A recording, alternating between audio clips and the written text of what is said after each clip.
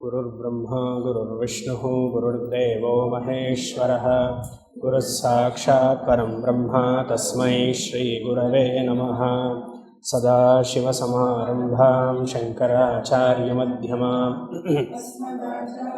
यन्तां वन्दे गुरुपरम्परां। सहना भवतु सहनौ भुनक्तु सह वीर्यं करवावहै तेजस्विनावधीतमस्तु मा विद्विषावहै। ॐ शान्तिः शान्तिः शान्तिः।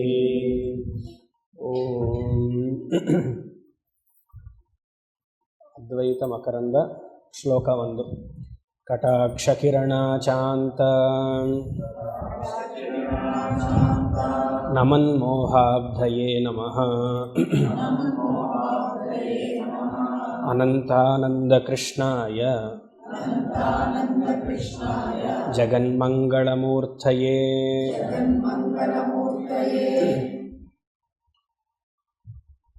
ಅದ್ವೈತ ಮಕರಂದ ಒಂದು ವೇದಾಂತ ಪ್ರಕರಣ ಗ್ರಂಥ.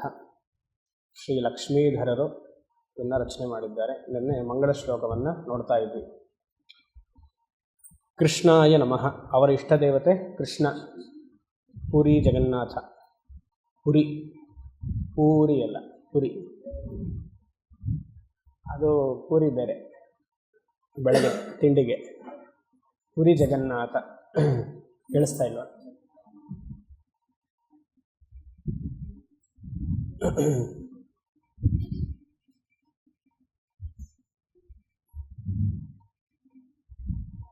ಬರ್ತಾ ಇದೆ, ಕೇಳಿಸ್ತಾ ಇದೆ? ಹರಿ ಓಂ.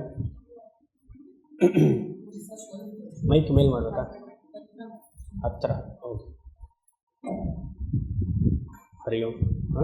ಓಕೆ. ಆಚಾರ್ಯರ ಇಷ್ಟ ದೇವತೆ ಕೃಷ್ಣ. ಆ ಕೃಷ್ಣನಿಗೆ ನಮಸ್ಕಾರ. ಕೃಷ್ಣಾಯ ನಮಃ. ಸಗುಣ ಕೃಷ್ಣನಿಗೆ ನಮಸ್ಕಾರ. ಅನಂತಾನಂದ ಕೃಷ್ಣಾಯ ನಮಃ. ನಿರ್ಗುಣ ತತ್ವಕ್ಕೆ ನಮಸ್ಕಾರ. ಮತ್ತು ಒಂದು ಪದವನ್ನು ನೋಡಿದ್ವಿ, ಆಚಾಂತಹ. ಅದೊಂದು ಸಮಸ್ತ ಪದ ಇತ್ತು. ಏನದು? ಕಟಾಕ್ಷ ಕಿರಣಾಚಾಂತ ನಮನ್ಮೋಹಾಬ್ಧಯೇ. ಮೋಹದ ಸಮುದ್ರ ಸಂಸಾರ. ಆ ಸಮುದ್ರದಲ್ಲಿ ಹಲವಾರು ಅಲೆಗಳು, ಸಾಧಾರಣವಾದ ಅಲೆಗಳೆಲ್ಲ ಬರ್ತಾ ಇರುತ್ತೆ. ರಭಸವಾಗೆಲ್ಲ ಬರುತ್ತೆ. ಚಿಕ್ಕದೊಂದು ಬರುತ್ತೆ, ದೊಡ್ಡದೊಂದು ಬರುತ್ತೆ.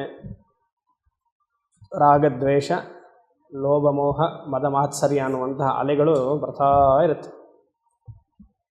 ಅದು ಬರಬಾರ್ದು ಅಂತಂದರೆ ಈಶ್ವರ ಗುರು ಕೃಪೆ ಇಲ್ಲ ಅಂದರೆ ಅದು ನಿಲ್ಲಲ್ಲ. ಆಚಾಂತಹ ಅಂದರೆ ಅದನ್ನು ಹೀರಿಸುವಂಥದ್ದು, ಸಕ್ ಮಾಡುವಂಥದ್ದು. ಅದಕ್ಕೆ ಇಲ್ಲಿ ಸ್ವಯಂ ಪ್ರಕಾಶಾನಂದ ಯತಿ ಬರೀತಾರೆ. ನಾನು ಹೇಳಿದ್ನಲ್ಲ, ಗುರು ಈಶ್ವರ ಪ್ರಸಾದ ರಹಿತಾನಾಂ ದುಸ್ತರತ್ವಾತ್. ಮತ್ತು ಇನ್ನೊಂದು ಹೇಳ್ತಾರೆ, ಈಶ್ವರನ ಅನುಗ್ರಹ ಹೇಗಾಗದು? ಈಶ್ವರ ಅನುಗ್ರಹ ಅಂದರೆ ಭಗವಂತನ, ಗುರು ಅನುಗ್ರಹ ಎರಡು ಒಂದೇ. ಕಟಾಕ್ಷ ಕಿರಣ, ಅವರ ದೃಷ್ಟಿಯೇ ಸಾಕು. ಇವಾಗ ಕೇಳಿಸ್ತು. ಅವರ ದೃಷ್ಟಿಯೇ ಸಾಕು, ಭಗವಂತನ ದೃಷ್ಟಿ. ನಾನೆಲ್ಲ ಕನಕದಾರ ಸ್ತೋತ್ರ ಎಲ್ಲ ನೋಡೋದಲ್ಲ, ಕಣ್ಣು ಬಗ್ಗೆ ಎಷ್ಟು ವಿಷಯ ಇದೆ. ಆ ದೃಷ್ಟಿಯೇ ಸಾಕು ನಮ್ಮ ಮೋಹವನ್ನು, ಸಂಸಾರದ ಅಜ್ಞಾನವನ್ನು ಹೋಗ್ಸುತ್ತೆ. ಅಜ್ಞಾನ ಇರೋದ್ರಿಂದ ತಾನೇ ನಮಗೆ ಈ ಜಗತ್ತು ಸತ್ಯ ಅನಿಸುತ್ತೆ, ಮತ್ತು ಸಂಬಂಧಗಳೆಲ್ಲ ಸತ್ಯ ಅಂತ ಅನ್ಸುತ್ತೆ. ಅವ್ರು ಇನ್ನೊಂದು ಹೇಳ್ತಾರೆ, ಈಶ್ವರ ಅನುಗ್ರಹ, ಗುರು ಅನುಗ್ರಹ, ಅದ್ರ ಜೊತೆಗೆ ಅಹಂ ಬ್ರಹ್ಮಾಸ್ಮಿ ಎನ್ನುವಂತಹ ವೃತ್ತಿ ಪ್ರಬಲವಾಗಿರಬೇಕು. ಈಶ್ವರ ಅನುಗ್ರಹಾತ್ ಗುರು ಅನುಗ್ರಹಾತ್ ಅಹಂ ಬ್ರಹ್ಮಾಸ್ಮಿ ವೃತ್ತಿ ಸಹಿತ ಅನುಗ್ರಹಾತ್. ಎಷ್ಟು ಚೆನ್ನಾಗಿದೆ ನೋಡಿ. ಈಶ್ವರ ಅನುಗ್ರಹ ಹೌದು ಇದೆ, ಗುರು ಅನುಗ್ರಹವು ಉಪದೇಶದ ಮೂಲಕ ಇದೆ. ಆದರೆ ಶಿಷ್ಯ ಅದನ್ನು ಅರ್ಥ ಮಾಡಿಕೊಂಡು, ಹೌದು ಆ ಪೂರ್ಣ ಬ್ರಹ್ಮ ನಾನೇ ಆಗಿದ್ದೀನಿ ಅಂತ ಮನಸ್ಸಿನಲ್ಲಿ ಆ ವೃತ್ತಿ ಹಾಕ್ಕೊಳ್ಬೇಕಲ್ಲ. ಅದು ಗುರುಗಳ ಅನುಗ್ರಹ ಇಲ್ಲ ಅಂದರೆ ಬರಲ್ಲ. ಅದು ಒಂದು ಪುಣ್ಯದ ಕೆಲಸ. ಆ ಥರ ಇದ್ದಾಗ ಏನಾಗುತ್ತೆ, ಈ ಸಮುದ್ರದ ಅಲೆಗಳೆಲ್ಲ ಕಮ್ಮಿ ಆಗುತ್ತೆ. ಸಮುದ್ರದ ಅಲೆಗಳು, ಸಂಸಾರದ ಅಲೆಗಳು, ರಾಗದ್ವೇಷಗಳೆಲ್ಲ ಕಮ್ಮಿ ಆಗುತ್ತೆ. ಆ ಥರ ಆದಾಗ ಏನಾಗುತ್ತೆ, ಜಗನ್ಮಂಗಳ ಮೂರ್ತಯೇ, ಜೀವನ ಸಂತೋಷವಾಗಿರ್ಬೋದು, ಮಂಗಳವಾಗಿರುತ್ತೆ. ಮಂಗಳ ಅಂದ್ರೇನು? ಶುಭ. ಜಗನ್ಮಂಗಳ ಮೂರ್ತಯೇ. ಅನಂತಾನಂದ ಕೃಷ್ಣ ಈ ಅದ್ವೈತ ವೇದಾಂತದಿಂದ ಎಲ್ಲರನ್ನೂ ಮಂಗಳನ್ನಾಗಿ ಮಾಡ್ತಿದ್ದಾನೆ. ಪವಿತ್ರಾಣಾಂ ಪವಿತ್ರಂ ಯೋ ಮಂಗಳಾನಾಂ ಚ ಮಂಗಳಂ. ಹುಟ್ಟು ಮಂಗಳ, ಸಾವು ಮಂಗಳನ ಅಮಂಗಳನ? ಮಂಗಳ. ಸರಿ, ಇವಾಗ ಹೇಳಿ. ಮದುವೆ ಮಂಗಳ, ವಿಚ್ಛೇದನೆ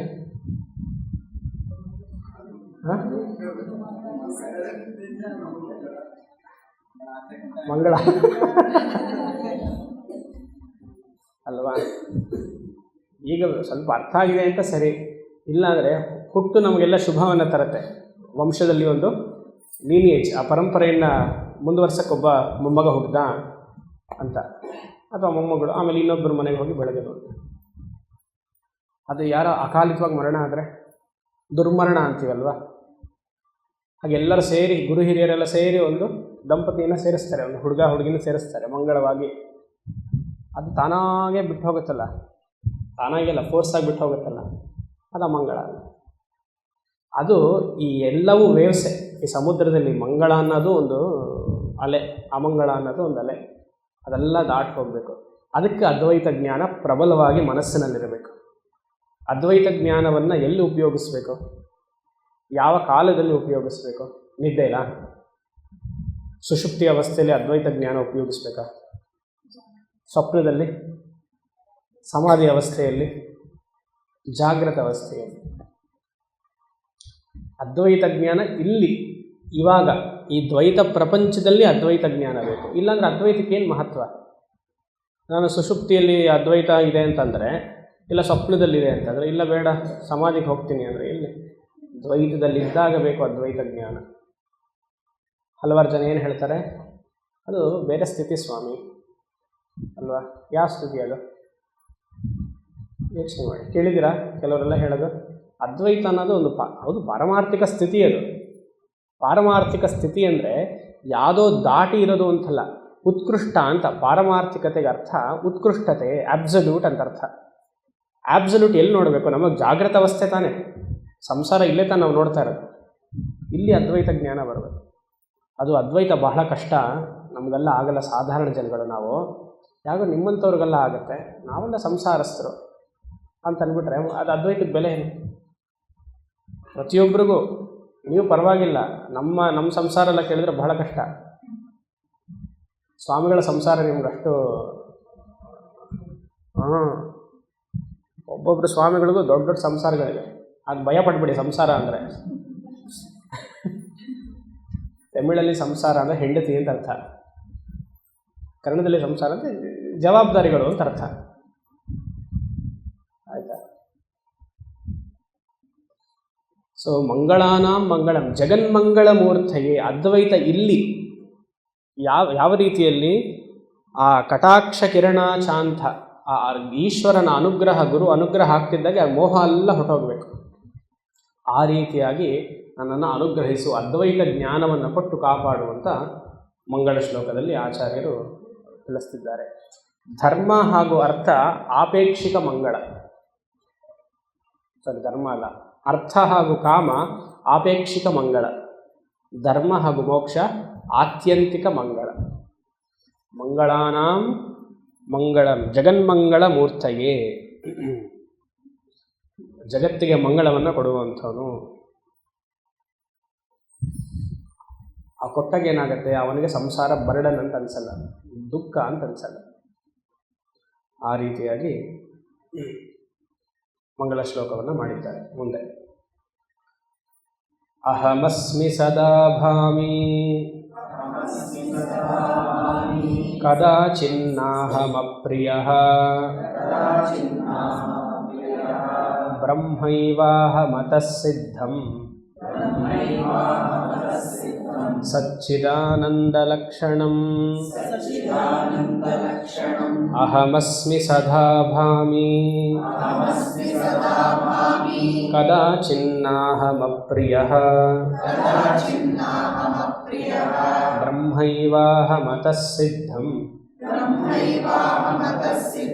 ಸಚ್ಚಿದಾನಂದಲಕ್ಷಣಂ. ಇವಾಗ ಪಾಠ ಶುರು, ಆಚಾರ್ಯರು ಶುರು ಮಾಡ್ತಿದ್ದಾರೆ. ಮಂಗಲ ಶ್ಲೋಕ ಆದಮೇಲೆ ತಗೊಳ್ತಾನೆ ದೊಡ್ಡ ಬಾಂಬ್. ಮೇನ್ ಸೆಂಟೆನ್ಸ್ ಏನು? ಅಹಂ ಸಚ್ಚಿದಾನಂದ ಲಕ್ಷಣಂ ಬ್ರಹ್ಮ ಏವ ಅಸ್ಮಿ. ಅದು ಮೇನ್ ಮುಖ್ಯ ವಾಕ್ಯ. ಅಹಂ ಸಚ್ಚಿದಾನಂದ ಲಕ್ಷಣಂ ಬ್ರಹ್ಮ ಏವ ಅಸ್ಮಿ. ಆ ಏವಕಾರ ತುಂಬ ಇಂಪಾರ್ಟೆಂಟ್. ಏವ ಸ್ಟ್ರೆಸ್ ಒತ್ತಿಡಿತಾ ಇದೆ. ಏವ ಅಂದರೆ ಹೇಳಿದಲ್ಲ, ಮುಖ್ಯ. ಮನಸ್ಸಿನಲ್ಲಿ ಒಂದು ಕಿಂಚಿತ್ತೂ ಸಂಶಯ ಇರಬಾರ್ದಂತೆ. ಹೌದಾ, ನಾವು ಬ್ರಹ್ಮನ, ನನ್ನ ಜೀವನ ನೋಡಿದ್ರೆ ಹೀಗಿದೆಯಲ್ಲ, ಬೆಳಗ್ಗೆ ಎದ್ದಿದ ತಕ್ಷಣ ಒಂದು ಜಂತು ಥರ ಬಿಹೇವ್ ಮಾಡ್ತೀನಲ್ಲ, ಬ್ರಹ್ಮ ಅಂತಾರಲ್ಲ ಇವರೆಲ್ಲ, ಇವಾಗೇನು ತಲೆ ಕೆಟ್ಟಿದೆಯಾ? ಯಾರಿಗೆ? ಆಚಾರ್ಯರಿಗೆ. ಅದ್ವೈತ ಮಕರಂದ ಬರೆದಿರುವಂಥ ಆಚಾರ್ಯರು 2 ಭಕ್ತಿ ಗ್ರಂಥವನ್ನು ಬರೆದಿದ್ದಾರೆ. ನಿನ್ನೆ ಹೇಳಿದೆ. ಭಗವನ್ನಾಮ ಕೌಮುದಿ, ಶ್ರೀಮದ್ ಭಾಗವತಕ್ಕೆ ಟೀಕಾ, ಅಮೃತ ತರಂಗಿಣಿ. ಅದ್ವೈತ ತಿಳಿದಿರೋರಿಗೆ ದ್ವೈತ ಆಟ, ಅದ್ವೈತ ತಿಳಿದಿರೋರಿಗೆ ದ್ವೈತ ಒಂದು ಲೀಲಾ, ಆಟ ಆಡ್ಬೋದು. ದ್ವೈತ ತಿಳಿದಿರೋರಿಗೆ ಅದ್ವೈತಕ್ಕೆ ಬರೋದು ಬಹಳ ಕಷ್ಟ. ಯಾಕಂದರೆ ಆ ಕಾನ್ಸೆಪ್ಟೇ ಮನಸ್ಸಿಗೆ ಹೋಗಿರಲ್ಲ. ಒಂದು ಈ ಶರೀರ ಮನಸ್ಸು ದೇಹ ಬಿಟ್ಟು, ಜೀವಾತ್ಮ ಬಿಟ್ಟು ಪರಮಾತ್ಮ ಇದ್ದಾನೆ, ಪರಮಾತ್ಮ ಬೇರೆ ಅಂತಲೇ ನೋಡ್ತಿದ್ದಾಗ ಅವ್ರಿಗೆ ಅದ್ವೈತದಲ್ಲಿ ಬರೋಕ್ಕೆ ಸಾಧ್ಯ ಇಲ್ಲ. ಆದರೆ ನಮಗೆ ಮೇಲ್ನೋಟದಲ್ಲಿರೋರಿಗೆ ಆಟ ಆಡ್ಬೋದಲ್ಲ. ಇವಾಗ ನೀವು ಮಕ್ಕಳನ್ನ, ಅಪ್ಪ ಅಮ್ಮದ್ರು ಏನು ಮಾಡ್ತಾರೆ? ಚಿಕ್ಕ ಮಕ್ಕಳಿಗೆ ಆಟ ಸಾಮಾನು ಬೇಕಾಗುತ್ತೆ. ನೀವು ಹೇಗೆ ಮಾಡ್ತೀರಾ? ಮಕ್ಕಳ ಜೊತೆ ಆಟ ಆಡಬೇಕಂದ್ರೆ ಸುಮ್ಮನೆ ಹೀಗೆ ಕೂರ್ತಿರ್ತೀರಾ? ಮಕ್ಕಳ ಜೊತೆ ಆಟ ಆಡಲ್ವಾ? ಅದೇನೋ ಅಮ್ಮ ಏನೋ ಹೇಳ್ಕೊಂಡು ಮಾಡಲ್ವ? ಮಕ್ಕಳಿಗೆ ಹೇಗೆ ಬೇಕು ಆ ಥರ ಮುಖ ಅಲ್ಲ ಒಂಥರ ಕೋಚ್ ಥರ ಮಾಡಿಕೊಂಡು, ಏನೋ ನಮ್ಮದು ತುಂಬ ಚೆನ್ನಾಗಿದೆ ಮುಖ ಅನ್ನೋ ಥರ ಅದರೆಲ್ಲ ಮಾಡ್ಕೊಂಡು ಮಾಡ್ತೀವಲ್ಲ. ಅದಕ್ಕೆ ಗೊತ್ತು ನಮ್ಮ ನಿಜ ಸ್ವರೂಪ ಏನು. ನಾನು ವೃದ್ಧ ಮನುಷ್ಯ, ಹೆಂಗಸೋ ಗಂಡಸೋ ಆಗಿದ್ದೀನಿ, ಆದರೆ ಮಗುಗೋಸ್ಕರ ಆ ಥರ ಆಟ ಆಡ್ತಾ ಇದ್ದೀನಿ. ಆದರೆ ನನ್ನ ನಿಜ ಸ್ವರೂಪ ಏನು ಬೇರೆ. ಹಾಗೆ ಇಲ್ಲಿ ಅದ್ವೈತ ಜ್ಞಾನ ಇದ್ದರೆ ಭಗವಂತನ ನಾಮ ಈಸಿ, ಆಟ ಆಡ್ಬೋದು ಅಲ್ವಾ? ನಮಗೆ ಅದ್ವೈತಿಗೆ ದ್ವೈತವನ್ನು ಹ್ಯಾಂಡಲ್ ಮಾಡೋಕ್ಕೆ ಚೆನ್ನಾಗಿ ಗೊತ್ತಿರುತ್ತೆ. ದ್ವೈತ ಧರ್ಮವನ್ನು ಹ್ಯಾಂಡಲ್ ಮಾಡೋಕ್ಕೆ ಚೆನ್ನಾಗಿ ಗೊತ್ತಿರುತ್ತೆ. ಸಂಸಾರವನ್ನು ಚೆನ್ನಾಗಿ ಹ್ಯಾಂಡಲ್ ಮಾಡ್ತಾನೆ ಅವನಿಗೆ. ಅದು ತೊಂದರೆನೇ ಅನಿಸಲ್ಲ. ನಮಗಂತೂ ಅನಿಸಲ್ಲ. ಆರಾಮಾಗಿ ಎಷ್ಟು ಬೇಕಂತ 100 ಅವನು ಇನ್ನೂ ಎಷ್ಟಿದ್ರೂ ಮಾಡಬೇಕು ವ್ಯವಹಾರಗಳು. ಯಾಕಂದರೆ ಅದೆಲ್ಲ ಮಿಥ್ಯವೇ, ಎಲ್ಲವೂ ಮಿಥ್ಯವೇ. ಸತ್ಯತ್ವ ಅಂತವ ಬುದ್ಧಿ ಬಂದರೆ ತಾನೇ ಅಲ್ಲಿ ಸಂಸಾರ ಭಾವನೆ ಬರೋದು. ನಾನು ಹಿಂದಿನ ವರ್ಷದಿಂದ ಕಂಟಿನ್ಯೂ ಮಾಡ್ತಾ ಇದ್ದೀನಿ. ಮತ್ತು ಇದೇನು ಇವರೇನೋ ಔಟ್ ಆಫ್ ಟಾಪಿಕ್ ಹೋಗ್ತಿದ್ದಾರೆ ಅಂತ ಅಂದ್ಕೊಳ್ಬೇಡಿ. ಅದಕ್ಕೆ ಮನನ ಗ್ರಂಥ ಇದು. ದ್ವೈತ ಸತ್ಯನ ಮಿಥ್ಯನ? ಮಿಥ್ಯ. ಸೂರ್ಯ ಉದಯ ಸತ್ಯನ ಮಿಥ್ಯನ? ಅದೇ ಸೂರ್ಯ ಉದಯಿಸ್ತಿದ್ದಂತಾನೆ ಅಲ್ವಾ? ಲಾಸ್ಟ್ ಟೈಮು ನಾನು ಹೇಳಿದ್ನಲ್ಲ, ಸೂರ್ಯ ಉದಯಿಸ್ತಾ ಇದ್ದಾನೆ, ಅಸ್ತಮ ಆಗ್ತಿದ್ದಾನೆ, ನಿಮಗೇನೋ ತೊಂದರೆ ಆಗುತ್ತಾ? ಸೂರ್ಯ ಉದಯಿಸ್ತಾನೆ ಇಲ್ಲ, ಮನಸ್ಸಲ್ಲ ಜ್ಞಾನ ಇದೆಯಲ್ವಾ? 6 ಗಂಟೆಗೆ ಉದಯಿಸ್ತಿದ್ದಾನೆ, 6ಗೆ ಕೊಡ್ತೀನಿ, ಆಟ. ಸತ್ಯತ್ವ ಬುದ್ಧಿ ಇಲ್ವಲ್ಲ ಅಲ್ಲಿ. ದ್ವೈತ ಸತ್ಯ ಅಂದ್ಕೊಂಡ್ರೆ ಸಂಸಾರ, ದ್ವೈತ ಮಿಥ್ಯ ಅಂದ್ಕೊಳ್ಳಿ. ಅಂದ್ಕೊಳ್ಳೋದೇನು, ಅದು ಫ್ಯಾಕ್ಟ್ ಅದು. ಅವಾಗ ಎಲ್ಲಿ ಸಂಸಾರದ ತೊಂದರೆನೇ ಬರಲ್ವಲ್ಲ. ಯೋಚನೆ ಮಾಡಿ. ಅದು ಏವ ಏವ ಏವ ಅನ್ನೋದಕ್ಕೆ ಇದಮಿಥಂ 100% ಅದು. Intellectually you should be very strong. ಅಲ್ಲ, ಒಂದು ಡೌಟೇ ಪಡಬಾರ್ದು. ನಾನು ಪೂರ್ಣ ಬ್ರಹ್ಮನ ಆಗಿದ್ದೇನೆ, ಅಲ್ಲಿ ಸಂಶಯವೇ ಇರಬಾರ್ದು. 99% ಅಲ್ಲ, 100% ಇರಬೇಕು. ಅದಕ್ಕೆ ವಿವೇಕ ಚೂಡಾಮಣಿಯಲ್ಲಿ ಲಕ್ಷಣವನ್ನು ಹೇಳಿದಾಗ ಶಿಷ್ಯ ತಯಾರಾಗಿ ವೇದಾಂತವನ್ನು ಕಲಿಬೇಕು. ಮೇಧಾವಿ ಪುರುಷೋ ವಿದ್ವಾನ್ ಊಹಾಪೋಹ ವಿಚಕ್ಷಣ ಅಧಿಕಾರಿ ಆತ್ಮವಿದ್ಯಾಯಾಂ ಉಕ್ತಲಕ್ಷಣ ಲಕ್ಷಿತಃ. ಇದು ಶಿಷ್ಯನ ಲಕ್ಷಣ ವಿವೇಕ ಚೂಡಾಮಣಿಯಲ್ಲಿ. ವೇದಾಂತಕ್ಕೆ ಬರೋಕ್ಕಿಂತ ಮುಂಚೆ ಇದನ್ನೆಲ್ಲ ಅಭ್ಯಾಸ ಮಾಡಿರ್ಬೇಕೇನೋ, ಅವನು ಮೇಧಾವಿ ಆಗಿರ್ಬೇಕಂತ.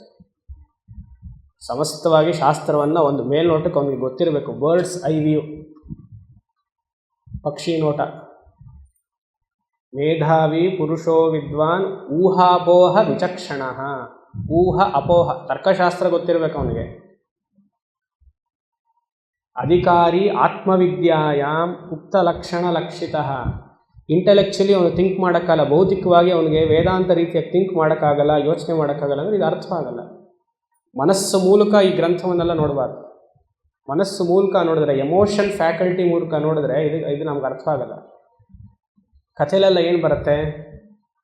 ಎಮೋಷನ್ ಬರುತ್ತೆ. ಪುರಾಣ ಕಥೆಗಳೆಲ್ಲ ನಿಮಗೆ ಬುದ್ಧಿ ಜಾಸ್ತಿ ಉಪಯೋಗಿಸ್ತೀರಾ, ಮನಸ್ಸು ಜಾಸ್ತಿ ಉಪಯೋಗಿಸ್ತೀರಾ? ಅದ್ವೈತ ವೇದಾಂತದಲ್ಲಿ ಮನಸ್ಸಿಗೆ ಇದೇ ಇಲ್ಲ, ಬುದ್ಧಿ. ಯೋಚನೆ ಮಾಡಿ. ಮನಸ್ಸು ತುಂಬ ಶಾರ್ಪ್ ಆಗ್ತಾ ಹೋಗಬೇಕು, ಏಕಾಗ್ರವಾಗಿ ಹೋಗ್ತಾ ಇರಬೇಕು. ಈ ಹೇಳುವಂತಹ ಒಂದೊಂದು ವಾಕ್ಯವು ಇಂಟೆಲೆಕ್ಚುಲಿ ನಾಟಬೇಕದು. It should be very sharp. ಮನಸ್ಸಲ್ಲಿ ಯಾವಾಗಲೂ ದ್ವಂದ್ವಗಳಿರುತ್ತೆ. ಸಂಕಲ್ಪ ವಿಕಲ್ಪಾತ್ಮಕಂ ಮನಃ, ನಿಶ್ಚಯಾತ್ಮಕ ಬುದ್ಧಿ. ಬುದ್ಧಿಯ ಲಕ್ಷಣ ಏನು? ನಿಶ್ಚಯ, ಇದು ಹೀಗೆ ಅದು ಹಾಗೆ ಅಂತ ಹೇಳೋದು ಬುದ್ಧಿಯ ಲಕ್ಷಣ. ಅಯ್ಯೋ ಗೊತ್ತಿಲ್ಲ ರೀ, ಬೆಳಗ್ಗೆ ಒಂಥರ ಇರುತ್ತೆ ನಮ್ಮ ಮನಸ್ಸು, ಮಧ್ಯಾಹ್ನ ಒಂಥರ ಆಗುತ್ತೆ, ರಾತ್ರಿ ಇನ್ನೇನೋ ಆಗುತ್ತೆ. ಅದು ನೀವು ಪಾಠದ ಮೇಲೆ ಹೇಳಿದ್ಮೇಲೆ ಇನ್ನೂ ಕನ್ಫ್ಯೂಸ್ ಆಗೋಯ್ತು. ನಾವು ಆ ಕಡೆನೂ ಇಲ್ಲ ಈ ಕಡೆನೂ ಇಲ್ಲ, ಯಾಕಾದರೂ ಬಂದವು ಅಂತ ಆಯಿತು ಅಲ್ವಾ?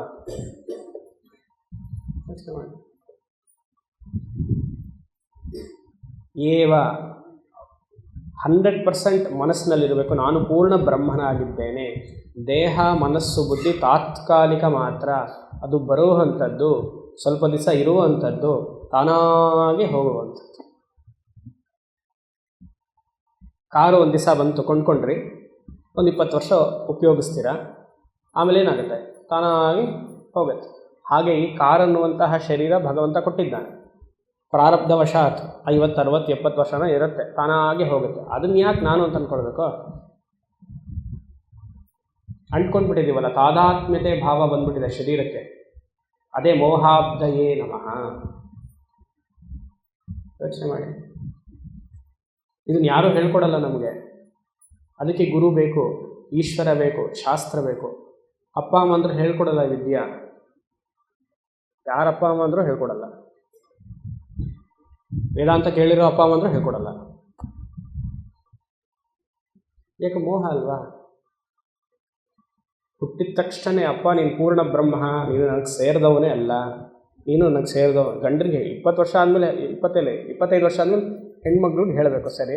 ಗಂಡು ಹುಡುಗರಿಗೂ ಹೇಳಬೇಕು, ನೀನು ನನಗೆ ಸೇರಿದವನಲ್ಲ, ನೀನು ಪೂರ್ಣ ಬ್ರಹ್ಮನಾಗಿದ್ದೀಯಾ, ನನ್ನ ಮೂಲಕ ನೀನು ಬಂದಿದ್ದೀಯಾ, ನಿನ್ನ ಕರ್ಮ ನಿನಗೆ, ತಂದೆ ತಾಯಿ ಆದವು ನಾನು ಎಷ್ಟು ಬೇಕೋ ಅಷ್ಟು ಮಾಡ್ತೀನಿ, ನಾನು ಪೂರ್ಣ ಬ್ರಹ್ಮನಾಗಿದ್ದೀನಿ ಅಂತ ಹೇಳಬೇಕು. ಅದೇ ತಂದೆ ತಾಯಿಯ ಲಕ್ಷಣ ಅಲ್ವಾ? ಅಲ್ಲಿ ಮೋಹ ಬಂದ್ಬಿಡುತ್ತೆ ನಮಗೆ. ಯೋಚನೆ ಮಾಡಿ. ಒಂದು ವಾರ ಇರುತ್ತೆ, ಮೋಹ ಇರಲ್ಲ, ವೈರಾಗ್ಯ ತುಂಬ ಚೆನ್ನಾಗಿರುತ್ತೆ. 20ನೇ ತಾರೀಕುವರೆಗೂ, 21ಕ್ಕೆ ಎಲ್ಲ ವಿತ್ ಇಂಟ್ರೆಸ್ಟ್, ಕಾಂಪೌಂಡ್ ಇಂಟ್ರೆಸ್ಟ್ ಬರುತ್ತೆ ಮೋಹ, ಬಡ್ಡಿ ಜೊತೆಗೆ ಎಕ್ಸ್ಟ್ರಾ. ವ್ಯವಹಾರ ಮಾಡ್ತಿದ್ದಾಗ ನೀವು ಮಾಡ್ತಿರೋವಂತಹ ವ್ಯವಹಾರ ಅವ್ರಿಗೆ ಸತ್ಯ ಅಂತ ಗೊತ್ತಾಗಬೇಕು. ನೀವು ಯಾರ ಜೊತೆ ವ್ಯವಹಾರ ಮಾಡ್ತಿದ್ದೀರಲ್ವಾ, ಆದರೆ ನಿಮಗದು ಮಿಥ್ಯಾ ಅಂತ ಗೊತ್ತಿರಬೇಕು. ಯೋಚನೆ ಮಾಡಿ. ಅವ್ರಿಗೂ ಅದು ಸತ್ಯತ್ವ ಬುದ್ಧಿ ಇದ್ದು ನಿಮಗೂ ಸತ್ಯತ್ವ ಬುದ್ಧಿ ಇದ್ದರೆ ಅಲ್ಲಿ ಅಟ್ಯಾಚ್ಮೆಂಟ್ ಬರೋದು. ಆವಾಗ ಅಹಂ ಬ್ರಹ್ಮ ಏವ ಅಸ್ಮಿ ಅಂತ ಹೇಳೋಕ್ಕಾಗಲ್ಲ. ಏನೋ ಗುರುಗಳು ಹೇಳ್ತಿದ್ದಾರೆ, ಹೌದು, ನಾವು ಕೇಳಿಸ್ಕೊಳ್ಳೋಣ 8 ಗಂಟೆವರೆಗೂ, ಬೇರೆ ಏನೂ ನಮಗೆ ಸಮಯ ಇಲ್ಲ, ಹಾಗಾಗಬಾರ್ದು.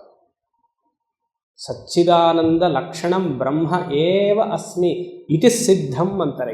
This is very well established. ಅವ್ರ ಆಚಾರ್ಯರು ಇಲ್ಲಿ ಏನು ಹೇಳ್ತಿದ್ದಾರೆ? ಇದು ನಾನು ತಾನೇ, ಇತಿ ಸಿದ್ಧಂ, ನಾನು ಯಾಕೆ ಬ್ರಹ್ಮ ಅಲ್ಲ? ನೆಕ್ಸ್ಟ್ ಶ್ಲೋಕದಲ್ಲಿ ಹೇಳ್ತಾರೆ, ನಮಗೇನಾಗಿದೆ, ನಾನು ಜೀವಾತ್ಮ ಅಂತ ಇತಿ ಸಿದ್ಧಂ ಆಗೋಗಿದೆ ನಮಗೆ. ನಾನು ಬ್ರಹ್ಮ ಹೇಗಾಗಕ್ಕೆ ಸಾಧ್ಯ ಅಂತ ನಮ್ಮ ನಿತ್ಯ ಜೀವನದಲ್ಲಿ ಇರುವಂಥ ಇವ್ರು ಹೇಳ್ತಾರೆ, ನಾನು ಸದಾ ಬ್ರಹ್ಮನಾಗಿದ್ದೀನಿ, ಜೀವಾತ್ಮ ಅನ್ನೋದೊಂದು ವೇಷ ನನಗೆ ಅಂತ. ಇಲ್ಲಿಗೆ ಮಾರ್ಪಾಟು ನೋಡಿ. ಅದಕ್ಕೆ ಮನನ ಗ್ರಂಥ ಅಂತ ಹೇಳಿರೋದು. ಆಚಾರ್ಯರಿಗೆ ಗ್ರಂಥ, ಆಚಾರ್ಯರಿಗೆ ಪೂರ್ತಿ ದೃಢವಾಗಿದ್ದಾರೆ ಅವರು. ಏನು ಬ್ರಹ್ಮದ ಲಕ್ಷಣ? ಸಚ್ಚಿದಾನಂದ, ಅದು ನಮ್ಮ ಲಕ್ಷಣ. ಸತ್ ಚಿತ್ ಆನಂದ. ನಿಮ್ಮ ಹೆಸರು ಏನು ಅಂತ ಕೇಳಿದ್ರೆ ಹೊರಗಡೆ ಯಾರು ಸಚ್ಚಿದಾನಂದ ಅಂತ ಹೇಳ್ಬಿಡಿ, ನಿಮ್ಮ ಹೆಸರೇ ಹೇಳ್ಕೊಳ್ಳಿ, ಆದರೆ ಮನಸ್ಸಲ್ಲಿ ನಾನು ಪೂರ್ಣ ಬ್ರಹ್ಮ, ಸಚ್ಚಿದಾನಂದ ವಸ್ತು. ಸತ್ ಅಂದ್ರೇನು? ಇರುವಿಕೆ, ಎಕ್ಸಿಸ್ಟೆನ್ಸ್. ಚಿತ್ ಅಂದ್ರೇನು? ಅರಿವು. ಆನಂದ, ಸದಾ ಆನಂದವಾಗಿದ್ದೀನಿ.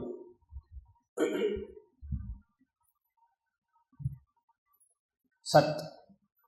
ಎಲ್ಲದರಲ್ಲಿಯೂ ಈ ಸತ್ತು ವ್ಯಾಪಕವಾಗಿದೆ ನೋಡಿ. ಸತ್ ಸತ್ ಇದೆ.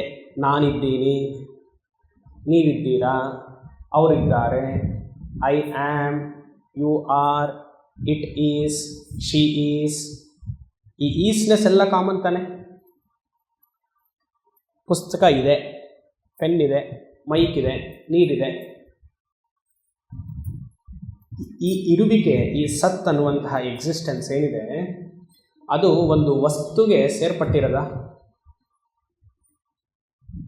ಈ ಪೆನ್ ಇದೆಯಲ್ಲ, ಇವಾಗ ಈ ಪೆನ್ನಿಂದ ಸತ್ ಅನ್ನುವಂತಹ ಎಕ್ಸಿಸ್ಟೆನ್ಸ್, ಇರುವಿಕೆ ಬಂತ? ಇಲ್ಲ ಅಲ್ವಾ? ಎಕ್ಸಿಸ್ಟೆನ್ಸ್ ಇರೋದ್ರಿಂದ, ಸತ್ ಪದಾರ್ಥ ಇರೋದ್ರಿಂದ ಇದು ಪೆನ್ ಕಾಣಿಸ್ಕೊಳ್ತಾ ಇದೆ. ಇವಾಗ ಎಲ್ಲರಲ್ಲಿಯೂ ಇದೆ ನೋಡಿ. ನಾನಿದ್ದೀನಿ, ನೀವಿದ್ದೀರಾ, ಅದು ನನ್ನ ಲಕ್ಷಣ. ನಾನಿದ್ದೀನಿ ಅನ್ನೋದು ನನ್ನ ಅರಿವಿಗೆ ಬರ್ತಾ ಇದೆ. ಹೌದು, ನಾನಿದ್ದೀನಿ. ನಾನು ಏನಾಗಿದ್ದೀನಿ ಅದು ಬೇರೆ. ಫಸ್ಟ್ ನಾನಿದ್ದೀನ. ಶಾಸ್ತ್ರ ಹೇಳಿದೆ ನಾನು ಪೂರ್ಣ ಬ್ರಹ್ಮನಾಗಿದ್ದೀನಿ ಅಂತ. ನಾನು ಎಲ್ಲ ಸಂಸಾರಿಯಾಗಿದ್ದೀನಿ ಅಂತ ನಮ್ಮ ಲೈಫ್ ಹಿಸ್ಟ್ರಿ, ಆಟೋಬಯೋಗ್ರಫಿ. ಶಾಸ್ತ್ರ ಹೇಳ್ತಿದೆ ನಾನು ಪೂರ್ಣ ಬ್ರಹ್ಮನಾಗಿದ್ದೇನೆ, ಆನಂದ ಸ್ವರೂಪನಾಗಿದ್ದೇನೆ, ಸದಾ ಆನಂದವಾಗಿದ್ದೇನೆ. ಹೋದ ಜನ್ಮದಲ್ಲೂ ನಾನಿದ್ದೆ, ಮುಂದಿನ ಜನ್ಮದಲ್ಲೂ ಜ್ಞಾನ ಬರಲಿಲ್ಲ ಅಂತ ಮತ್ತೆ ಹುಡ್ತೀನಿ, ಈಗೂ ಇದ್ದೀನಿ.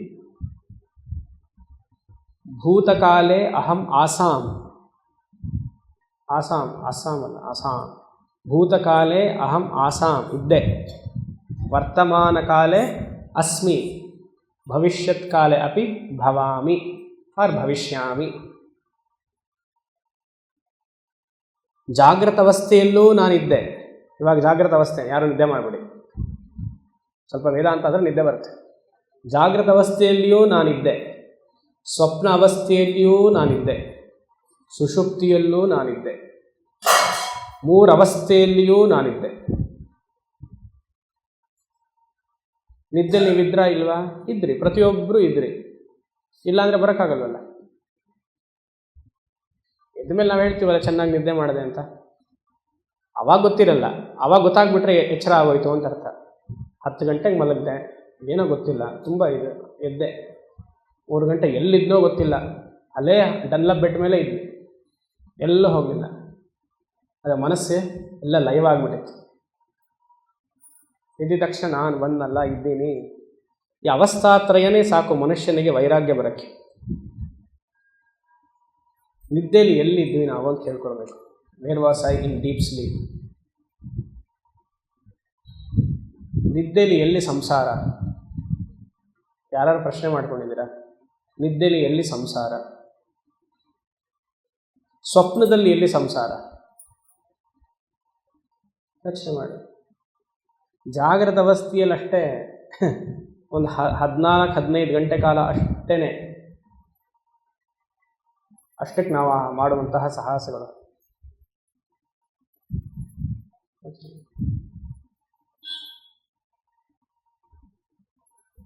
ನಾನು ಅನ್ನುವಂತಹ ಶುದ್ಧ ಚೈತನ್ಯ ಪ್ರತಿಯೊಂದು ಅವಸ್ಥೆಯಲ್ಲಿಯೂ ಬೆಳಗ್ತಾ ಇದೆ. ಅಹಮಸ್ಮಿ, ಅಹಮಸ್ಮಿ, ನಾನಿದ್ದೇನೆ, ನಾನಿದ್ದೇನೆ, ನಾನಿದ್ದೀನಿ ಅಂತ ಗೊತ್ತಾದಾಗ ಸದಾ ಭಾಮಿ, ನನ್ನ ಅರಿವಿಗೆ ಬರ್ತಾ ಇದೆ. ಅದು ನಾನಿದ್ದೀನಿ ಅಂತ ಅರಿವಿಗೆ ಬರ್ತಾ ಇದೆ. ಇವಾಗ ಇಲ್ಲೆಲ್ಲ ವಸ್ತುಗಳಿದೆ, ಇದಿದೆ, ಟೇಬಲ್ ಇದೆ, ಇಲ್ಲೇನಿದೆ, ಇಲ್ಲೇನಿದೆ, ಇಲ್ಲೇನಿದೆ, ಇಲ್ಲಿ ಏನಿದೆ? ಆಕಾಶವ? ಇಲ್ಲಿ ಏನಿದೆ?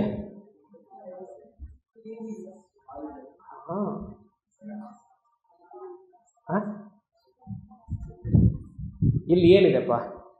ಆತ್ಮ ಅಲ್ಲ, ಶೂನ್ಯ ಅಲ್ಲ, ವಾಯು ಅಲ್ಲ, ಚೈತನ್ಯ ಬೇರೆ ಹೆಸರೇನು? ಸತ್ತಿದೆ. ಸತ್, ಎಲ್ಲ ಕಡೆ ಸತ್, ಇರುವಿಕೆ ಸತ್ತಿದೆ. ಇವಾಗೇನಿದೆ? ಚಿತ್ತಿದೆ. ಪೆನ್ನಿಗಿಲ್ಲ, ಆದರೆ ಈ ಪೆನ್ ಬಂತಲ್ಲ ಅಂತ ನೋಡ್ತಾ ಇದ್ದೀನಿ, ಚಿತ್ ನನಗೆ ಅರಿವಿಗಿದೆ. ಪೆನ್ನಿಗೆ ಯಾಕೆ ಹೇಳ್ತಾ ಇಲ್ಲ ಇದು ನಾನು ಪೆನ್ನು ಅಂತ? ಜಡ.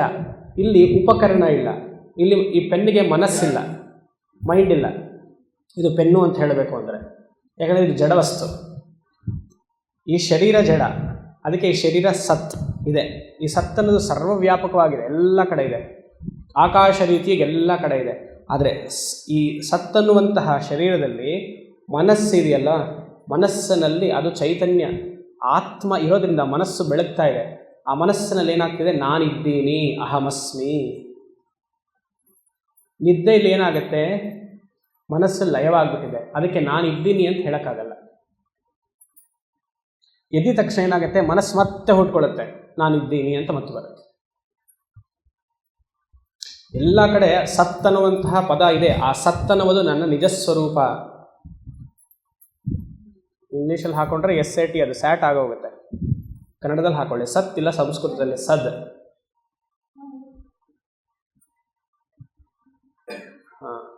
ಆ ಇರುವಿಕೆ ಬಂದಾಗ ಅದು ಎಲ್ಲಿ ಮನಸ್ಸು ಬರುತ್ತೋ ಅದನ್ನು ಪ್ರಕಾಶಗೊಳ್ಳುತ್ತೆ. ಮನಸ್ಸನ್ನೊಂದು ಉಪಕರಣ, ತುಂಬ ಸೆನ್ಸಿಟಿವ್ ಅದು. ದೇಹ ತುಂಬ ಗ್ರಾಸ್, ಅದಕ್ಕೆ ಅದಲ್ಲಿ ಬೆಳೆಯೋದು. ಆತ್ಮಚೈತನ್ಯ ಬೆಳಗಲ್ಲ. ಮನಸ್ಸು ಒಂದು ಕನ್ನಡಿ ಇದ್ದಾಗೆ, ಅದು ರಿಫ್ಲೆಕ್ಷನ್ ಆಗುತ್ತೆ. ಅಹಮಸ್ಮಿ ಸದಾ ಭಾಮಿ. ಸತ್ ಚಿತ್ತಾಗಿದೆ, ಚಿತ್ ಸತ್ತಾಗಿದೆ. ಅರ್ಥ ಆಗ್ತಾ ಇದೆಯಾ ಎಲ್ಲರಿಗೂ? ಸತ್ತನ್ನುವಂತಹ ವಸ್ತು ಮನಸ್ಸು ಬುದ್ಧಿ ಜೊತೆ ಅಂತಃಕರಣದ ಜೊತೆಗೆ ಸೇರ್ಕೊಂಡ್ಬಿಟ್ರೆ, ಚಿದಾಭಾಸದ ಜೊತೆ ಸೇರ್ಕೊಂಡಾಗ ಅವಾಗ ಅದು ಚಿತ್ ಆಗೋಗುತ್ತೆ, ಎಲ್ಲ ಗೋಚರವಾಗುತ್ತೆ. ಅಹಮಸ್ಮಿ ಸದಾ ಭಾಮಿ, ಬೆಳಗ್ತಾ ಇದ್ದೀನಿ. ಕದಾಚಿನ್ನಾಹಮಪ್ರಿಯ, ಕದಾಚಿತ್ ಒಂದು ಕ್ಷಣವೂ ನನ್ನ ಬಗ್ಗೆ ನನಗೆ ದುಃಖವೇ ಇಲ್ಲ. ಕದಾಚಿತ್ ಅಹಂ ನ ಅಪ್ರಿಯ, ಒಂದು ಕ್ಷಣವೂ ನನ್ನ ಬಗ್ಗೆ ನನಗೆ ದುಃಖವೇ ಇಲ್ಲ. ನಾವು ಹೇಳ್ತೀವ ನನ್ನ ಬಗ್ಗೆ ಬೇಜಾರಾಗೋಗಿದೆ ಅಂತ ಯಾವಾಗ ಹೇಳ್ತೀವ? ಯಾವತ್ತೂ ಹೇಳೋದು. ಇನ್ನೊಬ್ಬರ ಸಂಬಂಧಿಕರ ಜೊತೆಗೆ ಹೇಳ್ತೀವಿ, ನಾನು ಅವ್ರ ಜೊತೆಗೆ ಸರಿಯಾಗಿ ನಡ್ಕೊಳ್ಳಿಲ್ಲ, ನಾನು ತಪ್ಪು ಮಾಡಿಬಿಟ್ಟೆ. ಆದರೆ ನನ್ನ ಬಗ್ಗೆ ಯಾವಾಗಲೂ ನನ್ನ ಮೇಲೆ ಒಂಥರ ಗೌರವ, ಆನಂದ. ಕದಾಚಿನ್ನಾಹಮಪ್ರಿಯ, ನಾನು ಸಂತೋಷವಾಗಿದ್ದೀನಿ, ಮತ್ತು ಎಲ್ಲ ಸಂತೋಷವಾಗಿರಬೇಕು ಅಂತ ಹಲವಾರು ಕೆಲಸಗಳನ್ನ ಮಾಡೋಕ್ಕೆ ಹೋಗ್ತೀನಿ. ಒಂದು ಕ್ಷಣವೂ ನಾವು ದುಃಖದಲ್ಲಿರೋಕ್ಕೆ ಇಷ್ಟನೇ ಪಡೋದಿಲ್ಲ. ಯಾರು ಬಂದು ಕೇಳ್ತಾರ ನಿಮ್ಮನ್ನು, ಯಾಕೆ ನೀವು ದುಃಖದಲ್ಲಿದ್ದೀರಿ ಅಂತ ಬಂದು ಕೇಳ್ತಾರೆ. ಯಾಕೋ ನೆನ್ನೆ ಥರ ಇವತ್ತಿಲ್ವಲ್ಲ ಅಂತ. ಸುಖವಾಗಿದ್ದೀರಾ ಯಾರು ಬಂದು ಕೇಳ್ತಾರೆ, ಯಾಕೆ ನೀವು ಸುಖವಾಗಿದ್ದೀರಾ ಅಂತ. ಯಾಕೆ ನಗ್ತಾ ಇದ್ದೀರಾ ಅಂತ ಕೇಳ್ತಾರೆ. ಸ್ವಲ್ಪ ಮುಖ ಒಂಥರ ಆದ್ರೆ ತಾನೆ, ಯಾಕೋ ನೆನ್ನೆ ಥರ ಇವತ್ತಿಲ್ವಲ್ಲ ಅಂದ್ರೇನು? ಸದಾ ಆನಂದ ಸ್ವರೂಪವಾಗಿ ನಾನು ಇರಬೇಕು ಅಂತ ತಾನೇ ಎಲ್ಲ ಕೆಲಸಗಳು ಮಾಡ್ತಿರೋದು ನಾವು. ಈ ಸತ್ ಚಿತ್ ಆನಂದ ಅಂತಿದೆಯಲ್ವಾ, ಆ ಆನಂದ ನನ್ನ ನಿಜ ಸ್ವರೂಪ. ಇವಾಗ ದೇಹತ್ಯಾಗವನ್ನು ಮಾಡ್ಕೊಳ್ತಾರಲ್ಲ, ದೇಹತ್ಯಾಗ ಮಾಡ್ಕೊಳ್ಳೋರ್ಗೇನು ಹೆಸರು? ಅಥವಾ ಇನ್ನೊಂದು ಹೆಸರು ಆತ್ಮಹತ್ಯೆ. ಅದು ದೇಹ ಹತ್ಯೆ, ಆತ್ಮಹತ್ಯೆ ಅಲ್ಲ. ಆತ್ಮವನ್ನು ಹತ್ಯೆ ಮಾಡೋಕ್ಕಾಗಲ್ಲ, ದೇಹ ಹತ್ಯೆ. ಈ ದೇಹ ಹತ್ಯೆ ಮಾಡ್ಕೊಳ್ಳೋರ್ಗು ಯಾತಕ್ಕೆ ಮಾಡ್ಕೊಳ್ತಾರೆ? ತಾತ್ಕಾಲಿಕವಾಗಿ ಏನೋ ಒಂದು ಸಂದರ್ಭದಲ್ಲಿ ಏನೋ ತೊಂದರೆ ಬಂತು, ಅದು ಮುಂಚೆ ಇರಲಿಲ್ಲ ಆ ತೊಂದರೆ, ತಾತ್ಕಾಲಿಕವಾಗಿ ಏನೋ ಬಂದಿದೆ, ಅದನ್ನು ನಿವಾರಣೆ ಮಾಡ್ಕೊಳ್ಬೇಕು. ನಿವಾರಣೆ ಮಾಡ್ಕೊಂಡ್ಬಿಟ್ರೆ ನಾನು ಸಂತೋಷವಾಗಿರ್ತೀನಿ ಅನ್ನುವಂಥ ಭಾವನೆ ಅಲ್ವಾ? ನಾ ಪೂರ್ತಿ ಆನಂದ ರೂಪವಾಗಿ ಇದ್ದೀನಲ್ಲ. ನಮಗೆ ದುಃಖ ಬರೋದು ಯಾತಕ್ಕೆ? ಮೋಹಗೊಂಡಾಗ ದುಃಖ ಬರೋದು. ಗೊತ್ತಾಗ್ತಿದೆ ಅಲ್ವಾ? ಮೋಹಗೊಂಡಾಗ ತಾನೇ ದುಃಖ ಬರೋದು. ಅದು ನಾವೇನು ಮಾಡಬೇಕು ಇವಾಗ? ಮೋಹಗೊಳ್ಳಬಾರದು. ಸಂತೋಷವಾಗಿರಬೇಕು ಅಂದರೆ ಏನು ಮಾಡಬೇಕು? ಮೋಹಗೊಳ್ಳಬಾರದು. ಸಿಂಪಲ್. ಅದಕ್ಕೆ ಊರೂರು ಅಲಿತಾ ಇರ್ತೀವಿ ನಾವು. ಬೆಳಗ್ಗೆ ಇಲ್ಲಿಂದ ಅಲ್ಲಿಗೆ ಅಲಿಯೋದು, ಇಲ್ಲಿಲ್ಲ ಅಂದರೆ ತಿರುವಣ್ಣಾಮಲೆ, ಇಲ್ಲ ಅಂದರೆ ಬೆಂಗಳೂರಿಗೆ ಬರೋದು, ಬೆಂಗಳೂರು ಇಲ್ಲಿಲ್ಲ ಅಂದರೆ ಇನ್ನೊಂದು ಕಡೆ ಹೋಗೋದು. ಹಾಗಲ್ಲ. ಈ ಕೆಲಸ ಆಗಿಲ್ಲ ಅಂದರೆ ಇನ್ನೊಂದು ಕೆಲಸ ಹುಡುಕೋದು, ಈ ಸಂಸಾರ ಸರಿ ಇಲ್ಲ ಅಂದರೆ ಇನ್ನೊಂದು ಸಂಸಾರಕ್ಕೆ ಹೋಗೋದು. ಹಾಗೆ ತಾನೇ ಇವಾಗೆಲ್ಲ ಆಗೋದು.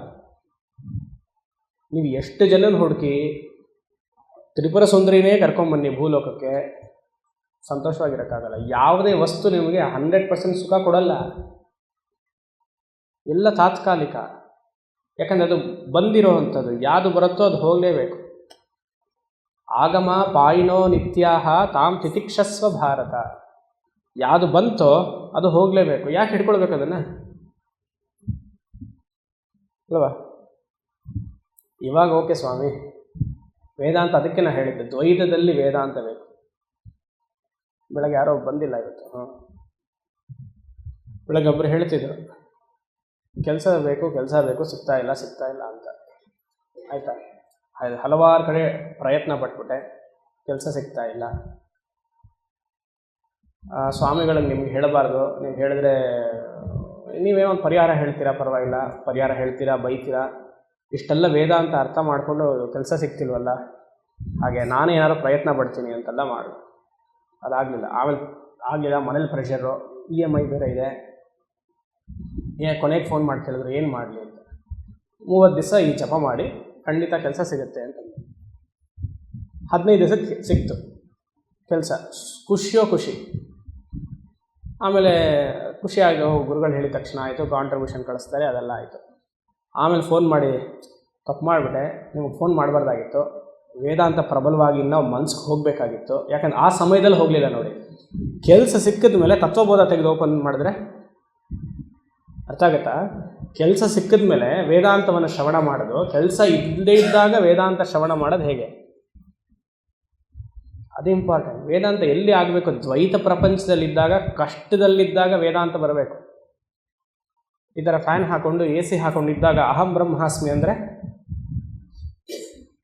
ಅಲ್ವಾ? ಯೋಚನೆ ಮಾಡಿ. ಇಲ್ಲಾಂದರೆ ನಾವು ಒಂದು ಪಾಠ ಕೇಳ್ಕೊಂಡು ಆರಾಮಾಗಿರ್ಬೋದಪ್ಪ ಅಷ್ಟೇ. ಅದರಿಂದ ನಮಗೇನು ಟ್ರಾನ್ಸ್ಫರ್ಮ್ ಆಗಲ್ಲ ಅಷ್ಟೇ. ವೇದಾಂತ ಕಲಿತಿದ್ದೀವಿ ಅಂದರೆ ದ್ವೈತ ಪ್ರಪಂಚದಲ್ಲಿ ಇಂಟ್ರೆಸ್ಟ್ ಕಮ್ಮಿ ಆಗ್ತಾ ಹೋಗಬೇಕು. ಯಾಕಂದರೆ ಆನಂದ ನಾನೇ ಆಗಿದ್ದಾಗ ಹೊರಗಡೆ ಯಾರು ಕೊಡೋಕ್ಕೆ ಸಾಧ್ಯ ಆನಂದ? ಒಂದು ಅಮ್ಮ ಬಂದಿದ್ರು ನನ್ನ ಹತ್ರ, 40-42 ವಯಸ್ಸಮ್ಮ, ವಿಚಾರ ಮಾಡ್ಕೊಂಡು ಬಂದರು.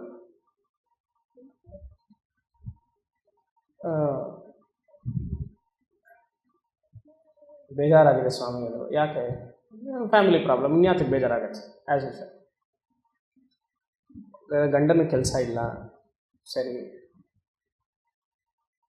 ಪೂರ್ತಿ ಸಾಲ ಮಾಡ್ಕೊಂಡ್ಬಿಟ್ಟಿದ್ದಾನೆ, ಸರಿ, ಕೆಲಸ ಇಲ್ಲ, ಸಾಲ ಇಲ್ಲ, ಕೊನೆಗೆ ಓಕೆ ಫಿಸಿಕಲ್ ಇಂಟಿಮೇಸಿನೂ ಇಲ್ಲ, ಅದಾದರೂ ಇದೆಯಾ ಅಂದ್ಕೊಂಡ್ರೆ ಇವನು ಯಾತಕ್ಕೂ ಇಲ್ಲ, ಅದು ಇವರು ಅಂತ ಇವನಾಯ್ತದ. ಆಮೇಲೆ ಯಾಕೆ ಏನೂ ಇಲ್ಲ ಅಂದರೆ ನಾವು ರೆಸ್ಪೆಕ್ಟು ಹೊಟ್ಟೋಗುತ್ತಲ್ಲ.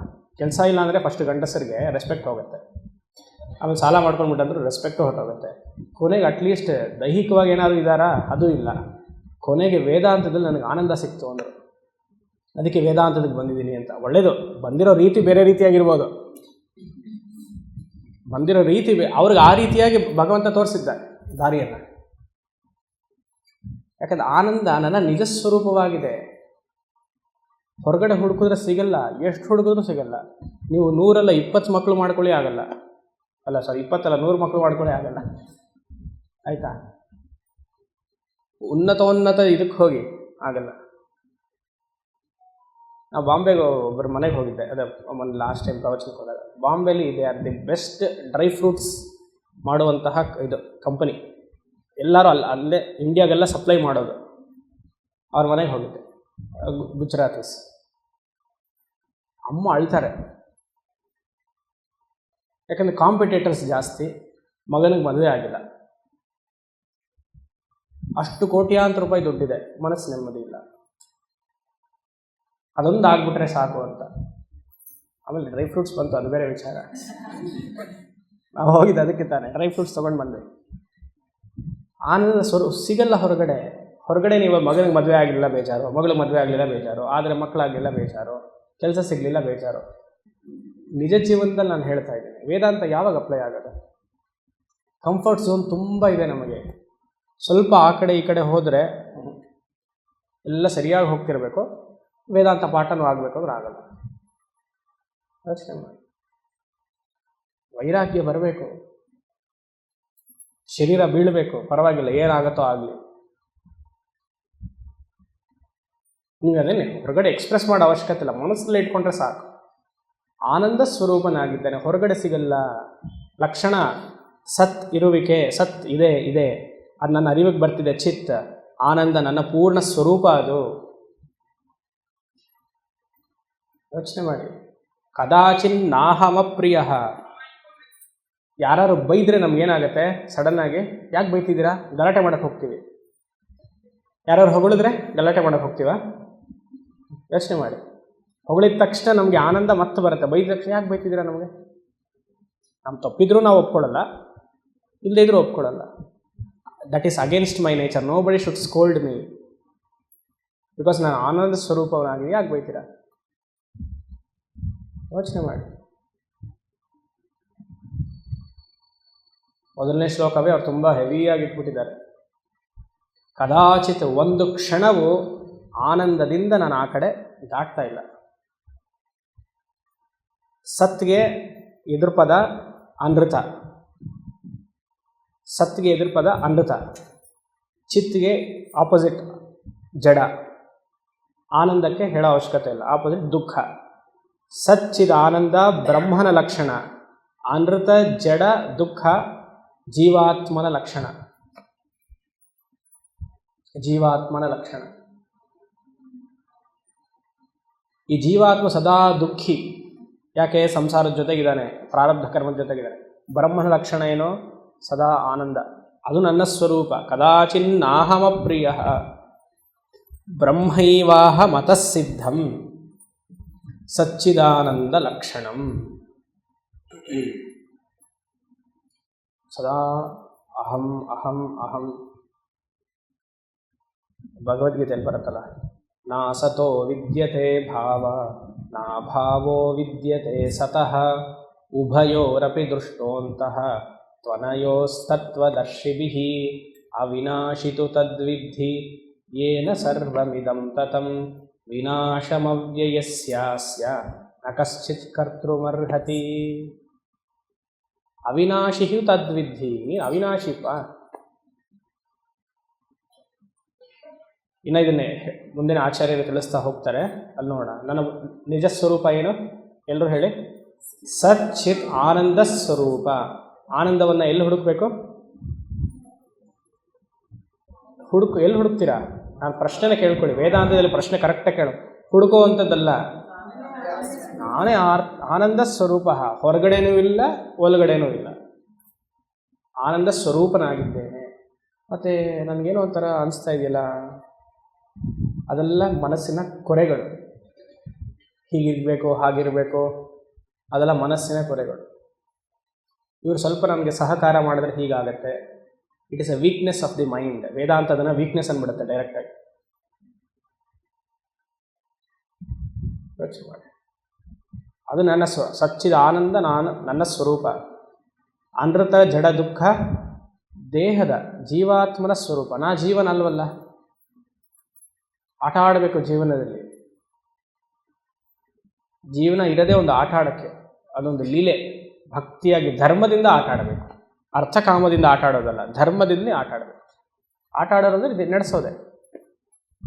ಯಾರು ಏನೇ ಹೇಳಲಿ, ನಿಮ್ಮ ಮನೆಯವರು ನಿಮಗೆ ಚೀತು ಅನ್ನಲಿ, ನೀವು ಸುಮ್ಮನೆ ಹಾಗೆ ಇದ್ದೀನಿ ಸ್ವಾಮಿ, ಹಾಗೆ ಇದ್ದೀನಿ. ಯಾಕಂದ್ರೆ ನಿಮ್ಮ ನಿಜ ಸ್ವರೂಪಕ್ಕೆ ಯಾರು ನಿಮಗೆ ಬಯಕ್ಕೆ ಸಾಧ್ಯ? ಯೋಚನೆ ಮಾಡಿ. ಸ್ವಾಮೀಜಿ ನೀವೇನೋ ಹೇಳ್ಬಿಡ್ತೀರಾ, ನಿಮ್ಗೆ ಯಾರು ಬೈಯಲ್ಲ, ನಮಗೆ ಸುಮಾರು ಜನ ಬೈತಾರೆ. ನೀವು ಹಾಗೆ ಅಂದ್ಕೊಂಡಿದ್ದೀರ. ನಮಗೂ ಹಿಂದೆ ಭಾಳ ಇದ್ದಾರೆ ಬೈಯೋರು. ನಮಗೆ ಭಾಳ ಹೇಳಲ್ಲ ಅಷ್ಟು, ಸುಮಾರು ಜನ ಬೈತಾರೆ. ನಿಜವಾಗಲ್ಲ. ಇವಾಗ ಪ್ರತಿಯೊಂದು ಮಠ ಆಶ್ರಮ ಬೆಳಿಬೇಕಾದ್ರೆ ಹಣ ಬೇಕೋ ಬೇಡವಾ? ಬೇಕಾನೆ. ಹಣ ಇಲ್ಲದೆ ಯಾವ ಆಶ್ರಮ ನಡೆಯುತ್ತೆಪ್ಪ?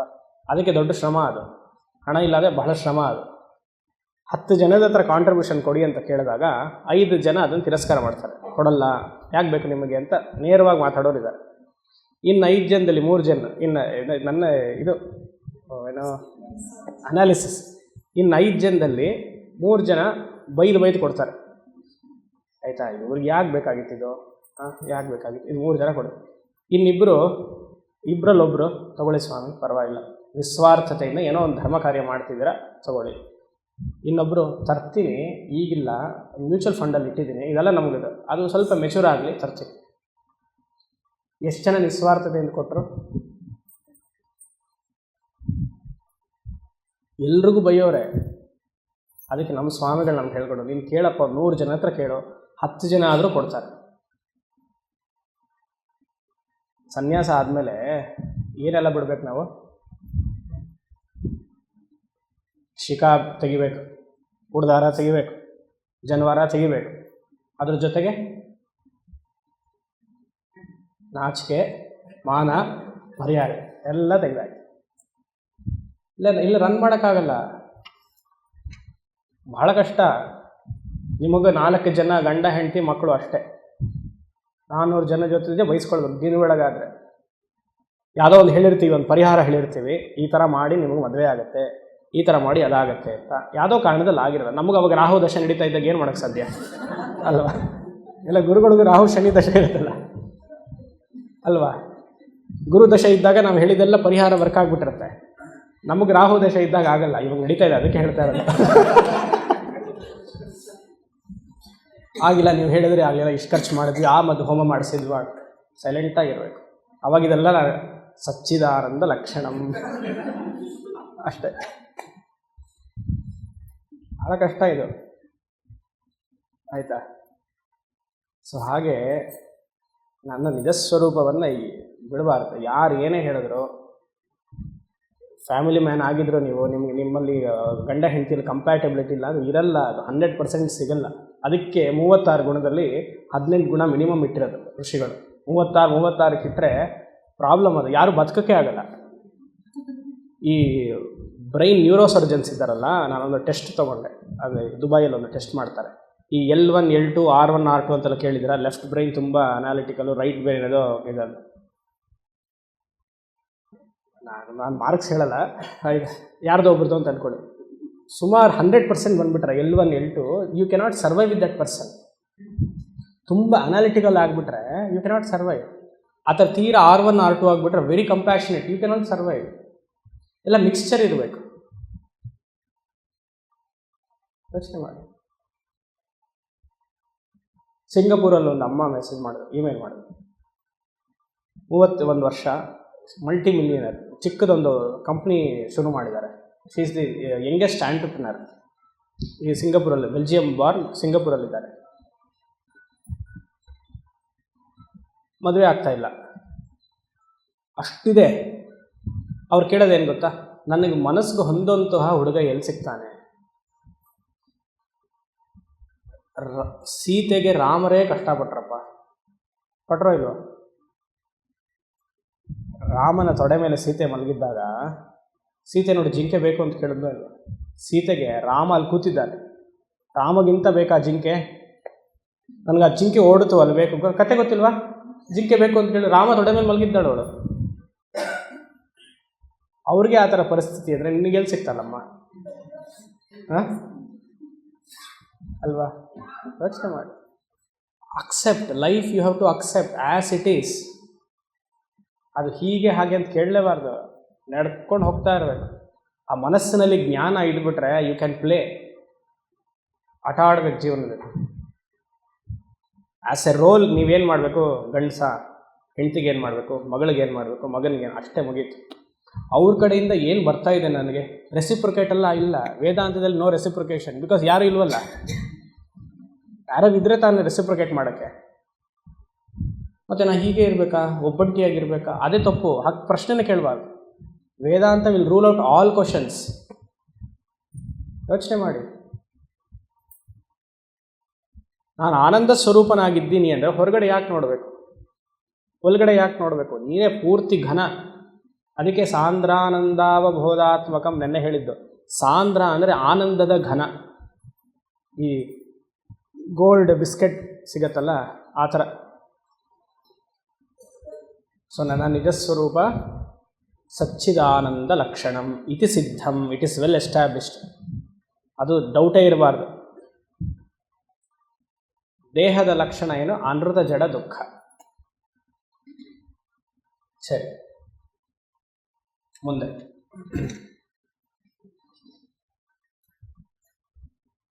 ಮಯ್ಯೇವೋದೇತಿ ಚಿದ್ವ್ಯೋಮ್ನಿ ಜಗದ್ಗಂಧರ್ವಪತ್ತನಂ ಅತೋಹಂ ನ ಕಥಂ ಬ್ರಹ್ಮ ಸರ್ವಜ್ಞಂ ಸರ್ವಕಾರಣಂ. ಮಯ್ಯೇವೋದೇತಿ ಚಿದ್ವ್ಯೋಮ್ನಿ ಜಗದ್ಗಂಧರ್ವಪತ್ತನಂ ಅತೋಹಂ ನ ಕಥಂ ಬ್ರಹ್ಮ ಸರ್ವಜ್ಞಂ ಸರ್ವಕಾರಣಂ. ಎರಡನೇ ಶ್ಲೋಕದಲ್ಲಿ ನನ್ನ ಸ್ವರೂಪ ಲಕ್ಷಣವನ್ನು ಹೇಳಿದರು ಆಚಾರ್ಯರು. ಸ್ವರೂಪ ಲಕ್ಷಣ ಅಂದ್ರೇನು? ಇವ್ರು ಹೀಗಿದ್ದಾರೆ, ಡೈರೆಕ್ಟ್ ಡೆಫಿನಿಷನ್. ಸಚ್ಚಿದ್ ಆನಂದ ಸ್ವರೂಪ ಲಕ್ಷಣ. ಈ ಮೂರನೇ ಶ್ಲೋಕದಲ್ಲಿ ತಟಸ್ಥ ಲಕ್ಷಣವನ್ನು ಹೇಳ್ತಿದ್ದಾರೆ. ತಟಸ್ಥ ಲಕ್ಷಣ ಅಂದ್ರೇನು? ಒಬ್ರನ್ನ ತೋರಿಸಿ ಇವ್ರು ಇಂಥವ್ರು ಅಂತ ಹೇಳೋದು. ನೇರವಾಗಿ ಒಬ್ರನ್ನ ಹೇಳೋದು, ಇವ್ರು ಹೀಗಿದ್ದಾರೆ 65 kg ಕಪ್ಪಗಿದಾರೋ ಬೆಳಪಿಗಿದಾರೋ ಏನೋ ಒಂದು ಡಿಸ್ಕ್ರಿಪ್ಷನ್ಸ್ ಕೊಡ್ತೀವಲ್ಲ, ಅದು ಸ್ವರೂಪ ಲಕ್ಷಣ. ತಟಸ್ಥ ಲಕ್ಷಣ ಅಂದರೆ ಇವ್ರು ಇಂಥವ್ರಪ್ಪ, ಇವ್ರು ಇಂಥವ್ರ ಮಗ, ಇಂಥವರು ಮಗ ಇವನು ಅಂತ ಹೇಳೋದು, ಇಂಡೈರೆಕ್ಟಾಗಿ ಹೇಳೋದನ್ನು ತಟಸ್ಥ ಲಕ್ಷಣ ಅಂತ ಹೆಸರು. ಅದು ಈ ಶ್ಲೋಕದಲ್ಲಿದೆ. ನಮ್ಮಲ್ಲಿ ಅಂದ್ರೇನೋ ಪ್ರತಿಯೊಬ್ಬರಲ್ಲಿಯೂ 2 ಶಕ್ತಿಗಳಿದೆ, 2 ಪವರ್ಸ್. ಒಂದು ನಿದ್ರಾಶಕ್ತಿ, ಇನ್ನೊಂದು ಮಾಯಾಶಕ್ತಿ. ನಾವು ನಿದ್ದೆ ಮಾಡಿದಾಗ ಕನಸು ಬೀಳತ್ತಲ್ವ? ಸೊ ಕನಸು ಬೀಳಬೇಕು ಅಂದರೆ ಯಾವ ಶಕ್ತಿ ಆ್ಯಕ್ಟ್ ಆಗಬೇಕು? ನಿದ್ರಾಶಕ್ತಿ. ಅದು ಇಂಡಿವಿಜುವಲ್, ವ್ಯಕ್ತಿಗತವಾಗಿ, ವ್ಯಷ್ಟಿ, ಮೈಕ್ರೋ. ಸಮಷ್ಟಿಯಲ್ಲಿ ಪ್ರತಿಯೊಬ್ಬನ ಮನಸ್ಸು ಸೇರಬೇಕು ಅಂದರೆ ಅದಕ್ಕೆ ಈಶ್ವರ ಅಂತ ಹೆಸರು ಅಲ್ವಾ? ಸಮಸ್ತ ಸೂಕ್ಷ್ಮ ಶರೀರ ಉಪಹಿತ ಚೈತನ್ಯ, ಅದಕ್ಕೆ ಈಶ್ವರ ಅಂತ ಕರೀರಿ, ಇಲ್ಲ ಹಿರಣ್ಯಗರ್ಭ ಅಂತ ಕರೀರಿ. ಇಲ್ಲಿ ಈಶ್ವರ ಅಂತ ತಗೊಳ್ಳೋಣ. ಕಾರಣ ಶರೀರ ಈಶ್ವರ ಅಲ್ಲ, ಆ್ಯಸ್ ಎ ರೂಲರ್. ಆ ಈಶ್ವರನಿಗೊಂದು ಶಕ್ತಿ ಇದೆ, ಅದಕ್ಕೆ ಮಾಯಾಶಕ್ತಿ ಅಂತ ಹೆಸರು. ಅದು 2 ನನ್ನಲ್ಲಿಯೇ ಇದೆ ಅಂತಾರೆ ಆಚಾರ್ಯರು. ಈ ಶ್ಲೋಕದಲ್ಲಿ ಮಾಯಾಶಕ್ತಿ ಹಾಗೂ ನಿದ್ರಾಶಕ್ತಿ. ನಿದ್ದೆಯಲ್ಲಿ ಏನು ಮಾಡ್ತೀವಿ? ಮಲ್ಕೊಂಡಿರ್ತೀವಿ, ಸಡನ್ನಾಗಿ ಕನಸು ಬರುತ್ತೆ. ಕನಸು ಬಂದಮೇಲೆ ಆ ಕನಸನ್ನು ಪ್ರಪಂಚವನ್ನು ಸೃಷ್ಟಿ ಮಾಡ್ತೀವಿ. ಸೃಷ್ಟಿ ಮಾಡಿದ್ಮೇಲೆ ಏನಾಗುತ್ತೆ? ಇದೇ ಥರ ಅಂದ್ಕೊಳ್ಳಿ, ಕನಸು ಇದೆ, ಇದೆಲ್ಲ ಕನಸು ಅಂತ ಅಂದ್ಕೊಳ್ಳಿ. ಇವಾಗ ವೇದಾಂತ ಪಾಠಕ್ಕೆ ಹೋದ್ವಿ, ಇವಾಗ ಅದ್ವೈತ ಮಕರಂದ ಕನಸಿನಲ್ಲಿ ಕೂತ್ಕೊಂಡು ಕೇಳ್ತಾ ಇದ್ದೀವಿ ಅಂತ ಅಂದ್ಕೊಳ್ಳಿ. ಆ ಕನಸನ್ನು ಸೃಷ್ಟಿ ಮಾಡಿದ್ಯಾರು? ನೀವು. ಪ್ರತಿಯೊಬ್ಬರಿಗೂ ವೇದಾಂತದ ಅದ್ವೈತ ಮಕರಂದ ಕನಸು ಬಂತು ಅಂದ್ಕೊಳ್ಳಿಪ್ಪ. ನೀವು ಅದನ್ನು ಸೃಷ್ಟಿ ಮಾಡಿದ್ರಿ, ನಿಮಗದು ಪಾಠ ಎಲ್ಲ ಆಯಿತು, ಹೋಗ್ತಾ ಇದ್ದೀರ, ಏನೋ ಗೊತ್ತಿಲ್ಲದೆ ಪಾಪ ಕತ್ಲೆತ್ತು ಬಿದ್ದುಬಿಟ್ರಿ, ಅಳ್ತಾ ಇದ್ದೀರ. ಯಾರು ಸೃಷ್ಟಿ ಮಾಡಿದ ಕನಸು? ನಾನೇ. ಅಳ್ತಾ ಇರೋದು ಯಾರು? ನಾನೇ. ಇವಾಗ ಅಳದು ನಿಲ್ಲಿಸ್ಬೇಕು ಅಂದರೆ ಏನು ಮಾಡಬೇಕು? ಕನಸಿಂದ ಎದ್ಬಿಡ್ಬೇಕು. The creator has become the creature in the dream. ಪ್ರಪಂಚವನ್ನು, ಕನಸಿನ ಪ್ರಪಂಚವನ್ನು ಸೃಷ್ಟಿ ಮಾಡಿದಾಗ ಆ ಕನಸಿನ ಪ್ರಪಂಚದಲ್ಲಿ ಬಿದ್ದುಬಿಟ್ಟ, ಒಂದು ಜೀವ ಆಗ್ಬಿಟ್ಟ ಆತ. ಜೀವ ಆಗ್ಬಿಟ್ಟು ಈ ಪ್ರಪಂಚ ಎಲ್ಲ ಸತ್ಯ ಅಂತ ಅಂದ್ಕೊಂಡಿದ್ದಾನೆ, ಸಂಬಂಧಗಳೆಲ್ಲ ಸತ್ಯ ಅಂತ ಅಂದ್ಕೊಂಡಿದ್ದಾನೆ. ಅವನು ಹೇಳ್ಬೇಕು ಅಂದರೆ ಏನು ಮಾಡಬೇಕು? ಜಾಗೃತ ಅವಸ್ಥೆಗೆ ಬರಬೇಕು. ಅದು ನಿದ್ರಾಶಕ್ತಿಯಿಂದ. ಈ ಮಾಯಾಶಕ್ತಿಯಿಂದ ಏನು ಮಾಡಿದ್ವಿ? ಈ ಜಾಗೃತ ಪ್ರಪಂಚ ಸತ್ಯ ಅಂತ ಅಂದ್ಕೊಂಡ್ಬಿಟ್ಟಿದ್ವಿ. ಹೇಗೆ ಸ್ವಪ್ನ ಪ್ರಪಂಚವೋ ಸ್ವಪ್ನದಲ್ಲಿ ಸತ್ಯವೋ, ಎದ್ದ ಮೇಲೆ ಅದು ಮಿಥ್ಯವೋ, ಅದೇ ರೀತಿಯಾಗಿ ಜಾಗೃತ ಪ್ರಪಂಚ ಇದು ದೊಡ್ಡ ಡ್ರೀಮ್. ನಾರ್ಮಲ್ ಕನಸೇನು 90 ಸೆಕೆಂಡ್ ಮೇಲೆ ಇರಲ್ಲ. ಸೈಕಾಲಜಿಸ್ಟ್ ಹೇಳೋದು ಇಟ್ ಈಸ್ ಓನ್ಲಿ 90 ಸೆಕೆಂಡ್ಸ್. ಆ 90 ಸೆಕೆಂಡ್ಸ್ನ ಇಲ್ಲಿ ಟಿಕೆಟ್ ತೊಗೊಂಡು ಅಮೇರಿಕಾ ಲ್ಯಾಂಡ್ ಆಗಿ ನಯಾಗ್ರಾ ಫಾಲ್ಸ್ಗೆ ಹೋಗಿ ಅಲ್ಲಿ ಆ ಬಟ್ಟೆ ಹಾಕ್ಕೊಂಡು ಸೆಲ್ಫಿ ಫೋಟೋ ತೊಗೊಂಡು ಇಲ್ಲಿ ಬಂದು ಜೆಟ್ ಲ್ಯಾಗ್. ಇಲ್ಲಿ 90 ಸೆಕೆಂಡ್ಸಲ್ಲಿ. ಯೋಚನೆ ಮಾಡಿ, ನಾವೇ ಸೃಷ್ಟಿ ಮಾಡಿ ನಾವೇ ಬಂದು. ಇದು ಹಾಗೇನೆ, ಈ ಪ್ರಪಂಚವನ್ನು ನಾವೇ ಸೃಷ್ಟಿ ಮಾಡಿರೋದು. ನಾವೇ ಅಂದರೆ ಈಶ್ವರ. ಎಲ್ಲರ ಮನಸ್ಸು ಸೇರಿ ಈ ಜಾಗ ಆಗಿದೆ ಅಲ್ವಾ? ಇವಾಗ ನೀವೆಲ್ಲ ಸೇರಿ ತಾನೇ ಇದು ಪಾಠ ಆಗ್ತಾ ಇರೋದು. ಹಾಗೆ ಎಲ್ಲರ ಮನಸ್ಸು ಸೇರಿ ಈ ಪ್ರಪಂಚ ಸೃಷ್ಟಿಯಾಗಿದೆ. ಅದು ಮಾಯಾಶಕ್ತಿಯಿಂದ. ಮಾಯಾ ಕಲ್ಪಿತ ದೇಶ ಕಾಲ ಕಲನ ವೈಚಿತ್ರ್ಯ ಚಿತ್ರೀಕೃತಂ ವಂಡರ್. ಒಬ್ಬರ ಮನಸ್ಸು ಒಂದೊಂದು ರೀತಿಯಾಗಿ ಭಗವಂತ ಎಲ್ಲರಿಗೂ ಕ್ಯಾಟರ್ ಮಾಡ್ತಿದ್ದಾರೆ ನೋಡಿ. ಯಾರ್ಯಾರಿಗೆ ಏನೇನು ಬೇಕು ಅಂತ ಪ್ರತಿಯೊಬ್ಬರಿಗೂ ಕ್ಯಾಟರ್ ಮಾಡ್ತಿದ್ದಾರೆ. ಈ ಸ್ವಾಮಿಗಳು ಒಬ್ರಿಷ್ಟು ಜನ ಗ್ರೂಪ್ ಡಿವೋಟೀಸ್, ಇನ್ನೊಬ್ಬರು ಸ್ವಾಮಿಗಳು ಅವ್ರಿಗಿಷ್ಟು ಡಿವೋಟೀಸ್, ಆ ಮಠಕ್ಕೆ ಅಷ್ಟು ಡಿವೋಟೀಸ್, ಈ ಮಠಕ್ಕೆ ಅಷ್ಟು ಡಿವೋಟೀಸ್. ಎಲ್ಲರಿಗೂ ಪ್ರತಿಯೊಂದು ಪ್ರಾರಬ್ಧ ಕರ್ಮವನ್ನು ಭಗವಂತ ಈಶ್ವರ ನೋಡ್ಕೊಳ್ತಿದ್ದಾನೆ. ನಾವಲ್ಲಿ ಇವ್ರಿಗೆ ಇಷ್ಟೇ ಜನನಾ ಅವ್ರಿಗಷ್ಟೇ ಜನ ಅಂತ ಹೇಳಲೇ ಬರಬಾರ್ದು. ಯಾಕಂದ್ರೆ ನಮ್ಮ ಪ್ರಾರಬ್ಧವೇ ಅಷ್ಟು. ಯಾಕಂದ್ರೆ ನಾವೇನು ಮಾಡ್ಕೊಂಬಂದಿದ್ದೀವೋ ತಾನೆ. ಇಲ್ಲ ಸ್ವಾಮೀಜಿ ನೀವು ಅಲ್ಲಿ ಇನ್ನೂ ಇದಾಗಬೇಕು, ಸುಮಾರು ಜನ ಸಜೆಷನ್, ನೀವು ಇನ್ನೂ ಅಲ್ಲಾಗಬೇಕು, ಆ ಥರ ನೋಡಿ ಅವ್ರು ಹಾಗೆ ಮಾಡ್ತಾರೆ, ಈ ಥರ ಮಾಡಿ ಇನ್ನು ಸೋಷಿಯಲ್ ಮೀಡಿಯಲ್ಲಿ ಬೇಡ. ಆ ಥರ ಇಲ್ಲ ನಮ್ಮ ಪ್ರಾರಬ್ಧ. ಭಗವಂತ ಎಲ್ರಿಗೂ ನೋಡ್ಕೊಳ್ತಿದ್ದಾರೆ. He has catering to everybody's needs. ಅವ್ರಿಗೆ ಹೇಗೆ ಬೇಕೋ ಆ ಥರ ಕೊಡ್ತಾ ಇದ್ದಾರೆ. ಯೋಚನೆ ಮಾಡಿ, ಅದು ಮಾಯಾಶಕ್ತಿಯಿಂದ ಆಗ್ತಾ ಇರೋದು. ಮನಸ್ಸಿನಲ್ಲಿ ಆಸೆ ಇದೆ ಅಂದರೆ ಅದು ಖಂಡಿತ ಇವತ್ತಲ್ಲ ನಾಳೆ ಈಡೇರಂಥದ್ದು. ಆಸೆ ಬರ್ತಿದೆ ಅಂದ್ರೇ ಅದು ಮ್ಯಾನಿಫೆಸ್ಟ್ ಆಗೋಕ್ಕೆ, ಅದು ಫುಲ್ಫಿಲ್ ಆಗೋಕ್ಕೆ. ಇಲ್ಲಾಂದರೆ ಸುಮ್ಮನೆ ಆಸೆ ಬರಲ್ಲ. ಮನಸ್ಸಿನಲ್ಲಿ ನನಗೆ ಈ ಥರ ಆಸೆ ಇದೆಯಪ್ಪ, ಒಂದು ಆಶ್ರಮ ಮಾಡಬೇಕು, ನೀವು ಒಂದು ಮನೆ ಕಟ್ಟಬೇಕು ಅಂದರೆ ಇವತ್ತಲ್ಲ ನಾಳೆ ಆಗುತ್ತೆ. ನೀವು ಇವತ್ತಲ್ಲ ನಾಳೆ ಇನ್ನು 10 ವರ್ಷ ಅಂದ್ಕೊಳ್ಬಾರ್ದು. ನಿಮ್ಮ ಸೂಕ್ಷ್ಮ ಶರೀರ ಸುಮಾರು ವರ್ಷದಿಂದಿದೆ. ಈ ಜನ್ಮ ಇಲ್ಲ ಅಂದರೆ ಮುಂದಿನ ಜನ್ಮ ಅಷ್ಟೇ. ಇಲ್ಲ ಈಗಲೇ ಆಗಬೇಕು, ಈಗಲೇ ಬಿಸ್ನೆಸ್ ಮಾಡಬೇಕು, ಈಗಲೇ ಬರಬೇಕು. ಆಗ ಮುಂದಿನ ಜನ್ಮದಲ್ಲಿ ಬಿಸ್ನೆಸ್ ಮಾಡಿ ಈ ಥರ ಫೇಲ್ ಆಗಿದ್ದಾಗಲೇ, ಸುಮಾರು ವರ್ಷ ಮಾಡಿದಾಗಲೇ ನಾ ದಿರುಬಾಯಿ ಅಮ್ಮನೇ ಚೆನ್ನಾಗಿರೋದು ಈ ಜನ್ಮದಲ್ಲಿ ಅಲ್ವಾ. ನೀವು ಈ ಬಿಸ್ನೆಸ್ ಮಾಡಿ ಫೇಲ್ ಆಗಿ ನೆಕ್ಸ್ಟ್ ಜನ್ಮದಲ್ಲಿ ಹುಡ್ತಾನೆ ನಿಮಗೆ ಬಿಸ್ನೆಸ್ ಬುದ್ಧಿ ಬಂದುಬಿಟ್ಟಿರುತ್ತೆ. ಕಾಯಬೇಕು. ಸೊ ಮಾಯಾಶಕ್ತಿ ಹಾಗೂ ನಿದ್ರಾಶಕ್ತಿ. ಜಗತ್ ಮಿಥ್ಯಾತ್ವಕ್ಕೆ ಹೇಳ್ತಿದ್ದೀನಿ. ಹೇಗೆ ಸ್ವಪ್ನದಲ್ಲಿದ್ದಾಗ ಸತ್ಯ ಅನ್ಸತ್ತೋ, ಎದ್ದ ಮೇಲೆ ಅದು ಸುಳ್ಳು. ಅದು ಎಂತಹ ಸ್ವಪ್ನ ಆದರೂ ಆಗಲಿಪ್ಪ. ನೀವು ಹೋಗಿ ಒಂದು ಕುಂಭಾಭಿಷೇಕ ಮಾಡಿದ್ರಿ, ಅದು ತಾತ್ಕಾಲಿಕವೇ. ದೊಡ್ಡ ಬ್ರಹ್ಮಾಂಡವಾದ ದೇವಸ್ಥಾನವನ್ನು ಕಟ್ಟಿಸಿ ಕೆಲವ್ರಿಗೆಲ್ಲ ಕನಸು ಬರ್ತಾನೆ ಇರುತ್ತೆ. ಮುಂಚೆ ಆಗೋದನ್ನೇ ಹೇಳ್ಬಿಟ್ಟಿರ್ತಾರೆ. ಅದು ಬೇರೆ. ಅದೊಂಥರ ಸ್ವಲ್ಪ ಮನಸ್ಸು ತುಂಬ ಸೂಕ್ಷ್ಮತೆ ಆದಾಗ ಕೆಲವೆಲ್ಲ ಗೊತ್ತಾಗ್ತಾ ಹೋಗುತ್ತೆ. ಅದೇ ದೊಡ್ಡ ವಿಚಾರ ಅಲ್ಲ.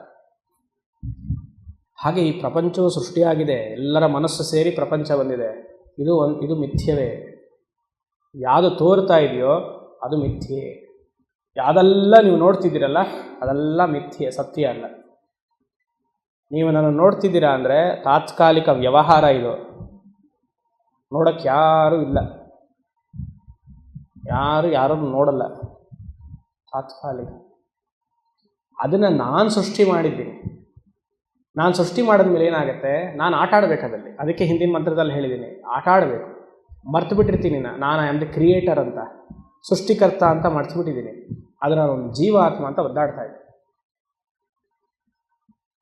ಯೋಚನೆ ಮಾಡಿ, ಅರ್ಥ ಆಗ್ತಿದೆ ಅಲ್ವಾ? ಮಯ್ಯೇ ಓದೇತಿ, ನನ್ನಲ್ಲಿಯೇ ಉದೇತಿ. ನನ್ನಲ್ಲಿಯೇ ಈ 2 ಪ್ರಪಂಚವು ಸೃಷ್ಟಿಯಾಗಿದೆ. ಜಾಗೃತ್ ಪ್ರಪಂಚ, ಸ್ವಪ್ನ ಪ್ರಪಂಚ. ಚಿದ್ವ್ಯೋಮ್ನಿ, ಮಯ್ಯೇ ಓದೇತಿ ಚಿತ್ ವ್ಯೋಮ್ನಿ. ವ್ಯೋಮಃ ಅಂದರೆ ಆಕಾಶ. ನನ್ನ ಚಿತ್ ಅನ್ನುವಂತಹ ಸಚ್ಚಿದಾನಂದ ಲಕ್ಷಣ ಇದೆಯಲ್ಲ, ಈ ಚಿತ್ ಅರಿವು, ದಿ ಕಾನ್ಷಿಯಸ್ನೆಸ್.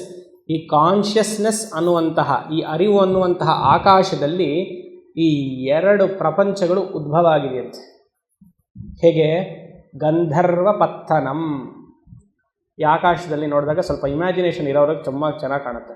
ಮನಸ್ಸು ಸುಮಾರು ಈ ಮೋಡಗಳು ಹೇಗೆ ಕಾಣುತ್ತೆ, ದೂರದಿಂದ ನೋಡಿದಾಗ ಕುದುರೆ ಥರ ಕಾಣುತ್ತೆ, ಆನೆ ಥರ ಕಾಣುತ್ತೆ, ಒಂದೊಂದು ಸತಿ ನಮ್ಮುಖ ಥರನೂ ಕಾಣುತ್ತೆ, ಒಂದೊಂದು ಅರಮನೆ ಥರ ಎಲ್ಲ ಕಾಣುತ್ತಲ್ಲ.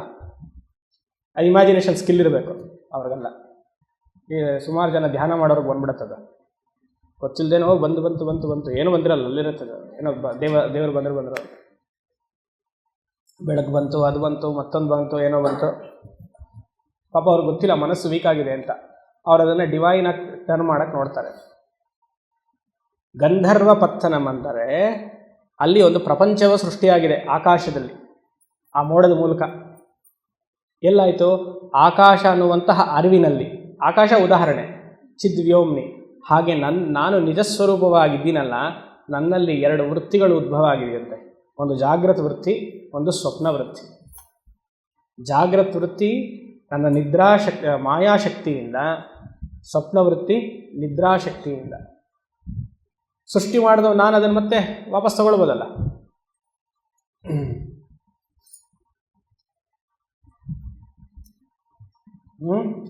ಮಯ್ಯೇ ಉದೇತಿ ಚಿದ್ವ್ಯೋಮ್ನಿ ಜಗದ್ಗಂಧರ್ವಪತ್ತನಂ ಅಹಂ ಬ್ರಹ್ಮ ಕಥಂ ನ. ಹೇಗೆ ನಾನು ಬ್ರಹ್ಮ ಆಗಕ್ಕೆ ಸಾಧ್ಯ ಇಲ್ಲ? ಅರ್ಥ ಆಗ್ತಿದೆಯಾ? ನಾನು ಪೂರ್ಣ ಬ್ರಹ್ಮನಾಗಿ ಕಥಂ ನ ಕೇಳ್ತಿದ್ರೆ how I am not Brahman. I am Brahman. ಯಾಕೆ ನಾನು ಉದಯ ಮಾಡಿರೋದು? ಸ್ವಪ್ನ ಪ್ರಪಂಚ ನಾನೇ ತಾನೇ ಸೃಷ್ಟಿ ಮಾಡಿರೋದು. ಸ್ವಾಮಿ, ಸ್ವಪ್ನ ಪ್ರಪಂಚ ಸರಿ, ಜಾಗೃತ ಪ್ರಪಂಚವನ್ನು ನೀವು ಸೃಷ್ಟಿ ಮಾಡಿದ್ದೀರಾ ಅಂದ್ರೆ ಹೇಗೆ ಸಾಧ್ಯ? ನೀವು ಅಂದರೆ ನಾನೊಬ್ಬನೇ ಅಲ್ಲ, ನಾನು ಅನ್ನುವಂತ ಹೇಳಬೇಕಂದ್ರೆ ಇಲ್ಲಿ ಆತ್ಮ, ಈ ದೇಹ ಅಲ್ಲ, ಈ ಮನಸ್ಸಲ್ಲ, ನಾನು ಅನ್ನುವಂಥ ಆತ್ಮ ಚೈತನ್ಯ ಈ ಪ್ರಪಂಚವನ್ನು ಸೃಷ್ಟಿಯಾಗಿದೆ.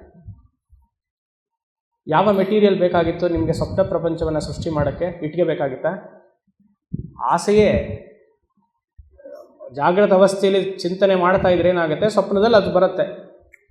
ಹಾಗೆ ಸುಮಾರು ವರ್ಷ ನಾವೆಲ್ಲರೂ ಚಿಂತನೆ ಮಾಡಿ ಮಾಡಿ ಮಾಡಿ ಏನಾಗಿತ್ತು, ಒಂದು ಪ್ರಪಂಚ ಸೃಷ್ಟಿಯಾಯಿತು. ಅದು ನನ್ನ ಕಾನ್ಷಿಯಸ್, ನನ್ನ ಅರಿವಿಗೆ ಬಂದಿರುವಂತಹ ನನ್ನ ಬ್ರಹ್ಮನಲ್ಲಿ ಎರಡೇ ವೃತ್ತಿಗಳಿರೋದು ನಮಗೆ. ಅರ್ಥ ಮಾಡ್ಕೊಳ್ಳಿ.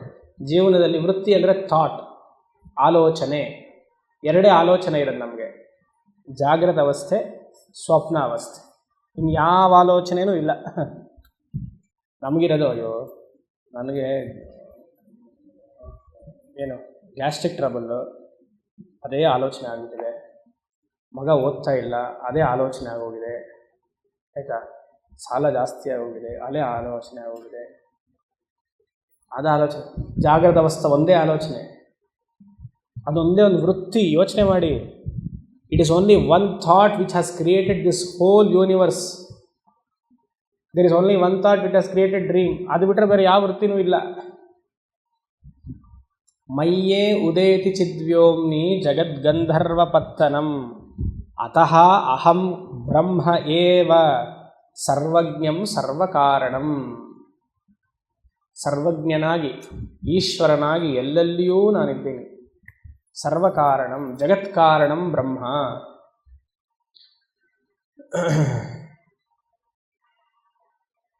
ಸರಿ, ಮುಂದೆ.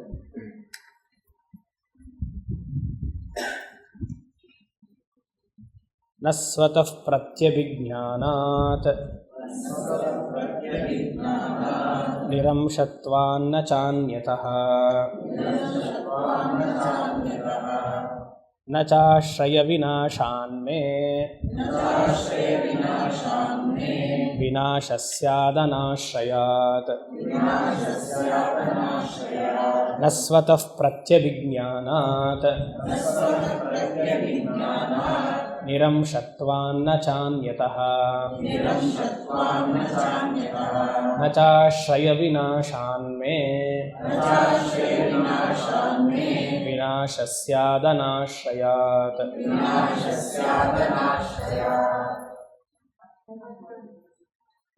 ಪತ್ತನಂ ಅಂದರೆ ಮನೆ, ಮೋಡ. ಹಾಂ, ಜಗದ್ಗಂಧರ್ವ ಪತ್ತನಂ. ಪತ್ತನಂ ಅಂದರೆ ಒಂದು ನಿರ್ದಿಷ್ಟವಾದ ಒಂದು ಆಕಾರ. ಗಂಧರ್ವ ಅಂದ್ರೇ ಮೋಡ ಅಂತ ಅರ್ಥ.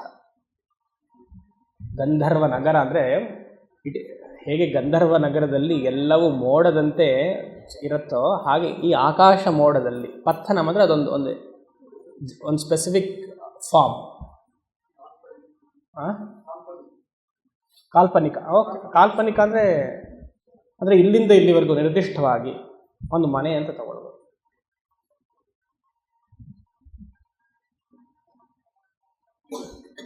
ಈ ಲೊಕೇಶನ್ ಅದು ನಿರ್ದಿಷ್ಟವಾದ ಒಂದು ವಸ್ತು. ಆ ವಸ್ತುವಿನಲ್ಲಿ ಗಂಧರ್ವ ನಗರದಂತೆ ಈ ಮೋಡಗಳು ಕಾಣಿಸ್ಕೊಳ್ತಿದೆ. ಸರಿ. ಎರಡನೇ ಮಂತ್ರ ಸ್ವರೂಪ ಲಕ್ಷಣ. ಎರಡನೇ ಮಂತ್ರ ಸ್ವರೂಪ ಲಕ್ಷಣ. ಮೂರನೇ ಮಂತ್ರ ತಟಸ್ಥ ಲಕ್ಷಣ.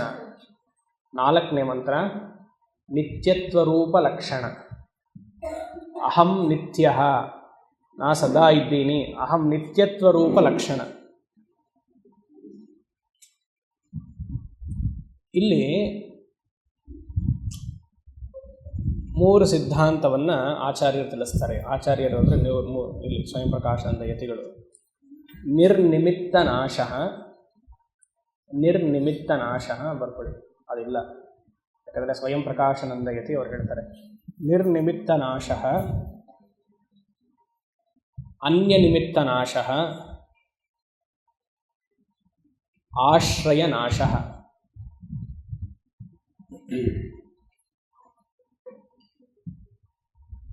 ನಿರ್ನಿಮಿತ್ತ ನಾಶ ಅಂದ್ರೇನು? ಒಂದು ವಸ್ತು ಶುರು ಆಯಿತು ಅಂದರೆ, ಇವತ್ತು ಒಂದು ವಸ್ತು, ಈ ಪೆನ್ ಇವತ್ತು ಮಾರ್ಕೆಟಿಗೆ ಬಂತು. ಎಷ್ಟು ದಿವಸ ಇರುತ್ತೆ? ಸ್ವಲ್ಪ ದಿವಸ ಇರುತ್ತೆ. ಆಮೇಲೆ ಲೈವ್ ಆಗಿಬಿಡುತ್ತೆ. ಕಾಲಾಂತರದಲ್ಲಿ ಹೊಟ್ಟೋಗುತ್ತಲ್ಲ, ಅದಕ್ಕೆ ನಿರ್ನಿಮಿತ್ತ ನಾಶ ಅಂತ. ವೇರ್ ಆ್ಯಂಡ್ ಟೇರ್ ಅಂತಾರಲ್ಲ, it comes after some time it goes. ಅದಕ್ಕೆ ನಿರ್ನಿಮಿತ್ತ ನಾಶ ಅಂದರೆ ಯಾವುದೇ ಎಕ್ಸ್ಟರ್ನಲ್ ಫೋರ್ಸ್ ಇಲ್ಲ, ಅದು ತಾನಾಗಿ ಸ್ವಭಾವದಿಂದಲೇ ನಾಶ ಆಗೋದಕ್ಕೆ, ಕಾಲಾಂತರದಲ್ಲಿಯೇ ನಾಶ ಆಗೋದಕ್ಕೆ ನಿರ್ನಿಮಿತ್ತ ನಾಶ.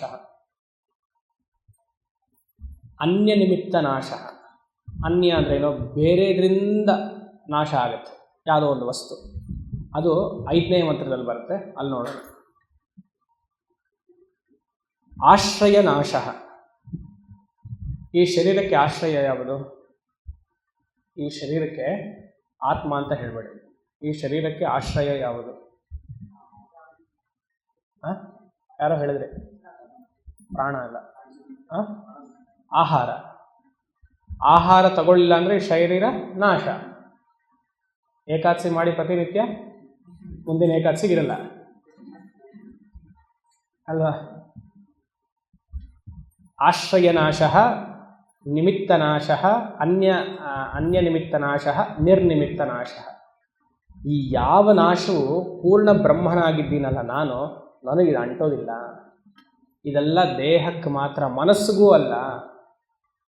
ಮನಸ್ಸಿಗೂ ಈ ಯಾವ ನಾಶವೂ ಅಂಟೋದಿಲ್ಲ. ಯಾಕೆಂದರೆ ಮನಸ್ಸು ನಾವು ನೋಡ್ತಿಲ್ವಲ್ಲ. ನನ್ನ ಮನಸ್ಸು ನೀವು ನೋಡೋಕ್ಕೆ ಸಾಧ್ಯವಾ? ಅಥವಾ ನಿಮ್ಮ ಮನಸ್ಸು ನಾನು ನೋಡೋಕ್ಕೆ ಸಾಧ್ಯವಾ? ಒಳ್ಳೆಯದು ನೋಡ್ತಾ ಇದ್ರೆ ಅಬ್ಬಾ ನೋಡ್ಬಿಟ್ರಂತೂ ಮುಗೀತು ಕತೆ. ಲಾಸ್ಟ್ ಟೈಮಲ್ಲಿ ರಾಮಗೀತಾ ಹೇಳಿದ್ದೆ, ಜ್ಞಾಪಕ ಇದೆಯಾ? ಸ್ವಾಮಿ ಚಿನ್ಮಯ ಏನಾದರೂ ಹೇಳಿದ್ದು? ಜ್ಞಾಪಕ ಇರಬೇಕು. ಸ್ವಾಮಿ ಚಿನ್ಮಯನಂದರಿಗೆ ಇನ್ನೊಂದ್ಸತಿ ಹೇಳ್ತೀನಿ, ಅದು ಗೊತ್ತಾಗಬೇಕು, ಎಲ್ರಿಗೂ ಗೊತ್ತಾಗಬೇಕು. ಯಾರೋ ಒಬ್ರು ಕೇಳಿದ್ರಂತೆ ಸ್ವಾಮಿ ಚಿನ್ಮಯನಂದರಿಗೆ, Swamiji, do you read minds? No, I won't read. Why you don't read? Because my teacher has told it is like seeing what somebody is doing in the toilet. ನಾವು ವಾಶ್ರೂಮ್ಗೆ ಹೋಗಿರ್ತೀವಿ, ವಾಶ್ರೂಮಲ್ಲಿ ಏನು ಮಾಡ್ತೀವಿ ಅಂತ ನಾವು ಇನ್ನೊಬ್ರು ನೋಡ್ಬೇಕಾ ಒಬ್ರನ್ನ ಹೋಗಿ? ಹಾಗೆ ಮನಸ್ಸನ್ನು ನೋಡೋದು ಅಷ್ಟು ಕೊಳೆ ಅಂತ ಅರ್ಥ. ನಮ್ಮ ಮನಸ್ಸಲ್ಲಿ ಒಬ್ಬೊಬ್ಬರು ಮನಸ್ಸಲ್ಲೂ ಅಷ್ಟು ಕೊಳೆಯನ್ನು ಇಟ್ಕೊಂಡಿದ್ದೀವಿ. ನಾವು ಮನಸ್ಸನ್ನು ನೋಡ್ತೀನಿ, ಐ ಕ್ಯಾನ್ ರೀಡ್ ಮೈಂಡ್ಸ್. ಸುಮಾರು ಜನಕ್ಕೆ ಇವಾಗ ಸ್ವಾಮಿಗಳು ಅಂದ್ರೆ ಅದೇನೆ, ಅವ್ರು ನೋಡ್ತಾನೆ ಹೇಳಿಬಿಟ್ರು ನಮಗೆ. ಯಾತಕ್ಕೆ? ನೋಡಿದ್ರು ನೋಡಿಲ್ದೇ ಇರೋ ಥರ ಇರಬೇಕು, ಇಲ್ಲಾಂದರೆ ಬಹಳ ಕಷ್ಟ. ಅದು ಮನಸ್ಸಲ್ಲಿ ಹಲವಾರು ವೃತ್ತಿಗಳು ಬರ್ತಿರುತ್ತೆ. ಅದೆಲ್ಲ ಯಾವುದು ಧರ್ಮವಾಗಿದೆಯೋ ಅದನ್ನು ಮಾತ್ರ ಹೇಳಬೇಕು, ಅಷ್ಟೇ. ಬಿಟ್ಟರೆ ಎಲ್ಲ ಹೇಳಕ್ಕೆ ಹೋದರೆ ಮುಗಿತದೆ. ಅದು ಆವಾಗಲೇ ಸ್ವಾಮಿಗಳು ಫೇಮಸ್ ಆಗೋದು. ಅವರು ಮನಸ್ಸನ್ನು ಹೇಳಿಬಿಟ್ರೆ ಗೊತ್ತಾ, ಅವ್ರಿಗೆಲ್ಲ ಗೊತ್ತಾಗತ್ತೆ ನೋಡಿ. ಪಾಪ ಏನೋದ ಪರಮ ಪುರುಷಾರ್ಥ ಅದು, ಅವ್ರಿಗೆಲ್ಲ ಗೊತ್ತಾಗತ್ತೆ ಅಂತ ಅಲ್ವಾ? ಅದು ಸಾಧಾರಣವಾಗಿ ಬರುತ್ತೆ. ಅದು ಸಾಧನೆ ಮಾಡ್ತಿದ್ದಾಗ ಇನ್ನೊಬ್ಬರ ಮನಸ್ಸು ಸೂಕ್ಷ್ಮ ಅಲ್ವಾ? ಮಂತ್ರವೂ ಸೂಕ್ಷ್ಮ. ಆ ಮಂತ್ರದ ಬ್ರಿಡ್ಜಲ್ಲಿ ನೋಡ್ತಾರೆ ಅದು ಮನಸ್ಸು ಹೇಗಿದೆ ಹಾಗೆ. ಅದು ಯಾರಿಗೆ ಬರೋ? ಎಲ್ರಿಗೂ. ನೀವು ಒಂದು ವರ್ಷ ಮಾಡಿದ್ರೆ ನಿಮಗೂ ಬರುತ್ತೆ, ಅದು ದೊಡ್ಡ ವಿಚಾರ ಅಲ್ಲ. ಸೊ ಮನಸ್ಸಿಗೂ ಈ ನಿಮಿತ್ತ ಅನ್ಯ ನಿಮಿತ್ತ ಆಶ್ರಯ ನಾಶ ಆಗಕ್ಕೆ ಸಾಧ್ಯ ಇಲ್ಲ ಮನಸ್ಸಿಗೆ. ಇನ್ನು ಆತ್ಮಗೆಲ್ಲ, ಕಾರಣ ಶರೀರಕ್ಕೂ ಆಗಕ್ಕೆ ಸಾಧ್ಯ ಇಲ್ಲ. ಇನ್ನು ಆತ್ಮಕ್ಕೆಲ್ಲ ಆಗಕ್ಕೆ ಸಾಧ್ಯ? ಯೋಚನೆ ಮಾಡಿ.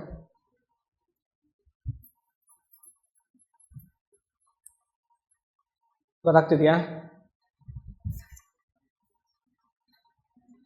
ಗಾಳಿ. ಸರಿ, ಇವಾಗ ಮೊದಲನೇದೇನು ಹೇಳಿದೆ? ನಿರ್ನಿಮಿತ್ತ ನಾಶ, ಕಾಲದಿಂದ ಹೋಗುವಂಥದ್ದು. ಕಾಲದಿಂದ ಹೇಗೆ ಹೋಗುತ್ತೆ? ಈ ಶರೀರ ತಾನಾಗಿ ಹಲವಾರು ಜೀವಕೋಶಗಳಿದೆ ಈ ಶರೀರಕ್ಕೆ. ಜೀವಕೋಶ ಅಂದರೆ ಸೆಲ್ಸ್ ಇನ್ ದ ಬಾಡಿ. 12 ವರ್ಷಕ್ಕೆ ತಾನಾಗೆ ಹುಟ್ಟುತ್ತೆ, ತಾನಾಗೆ ಹೋಗುತ್ತೆ. ಆವಾಗ ನೀವು ನಾ ಹುಟ್ಟಿದೆ, ನಾನು ಹೋದೆ ಅಂತ ಹೇಳ್ತೀರಾ? ಯಾವ್ದು ಗೀತಾಲ ಒಂದು ಶ್ಲೋಕ ಇದೆಯಲ್ಲ,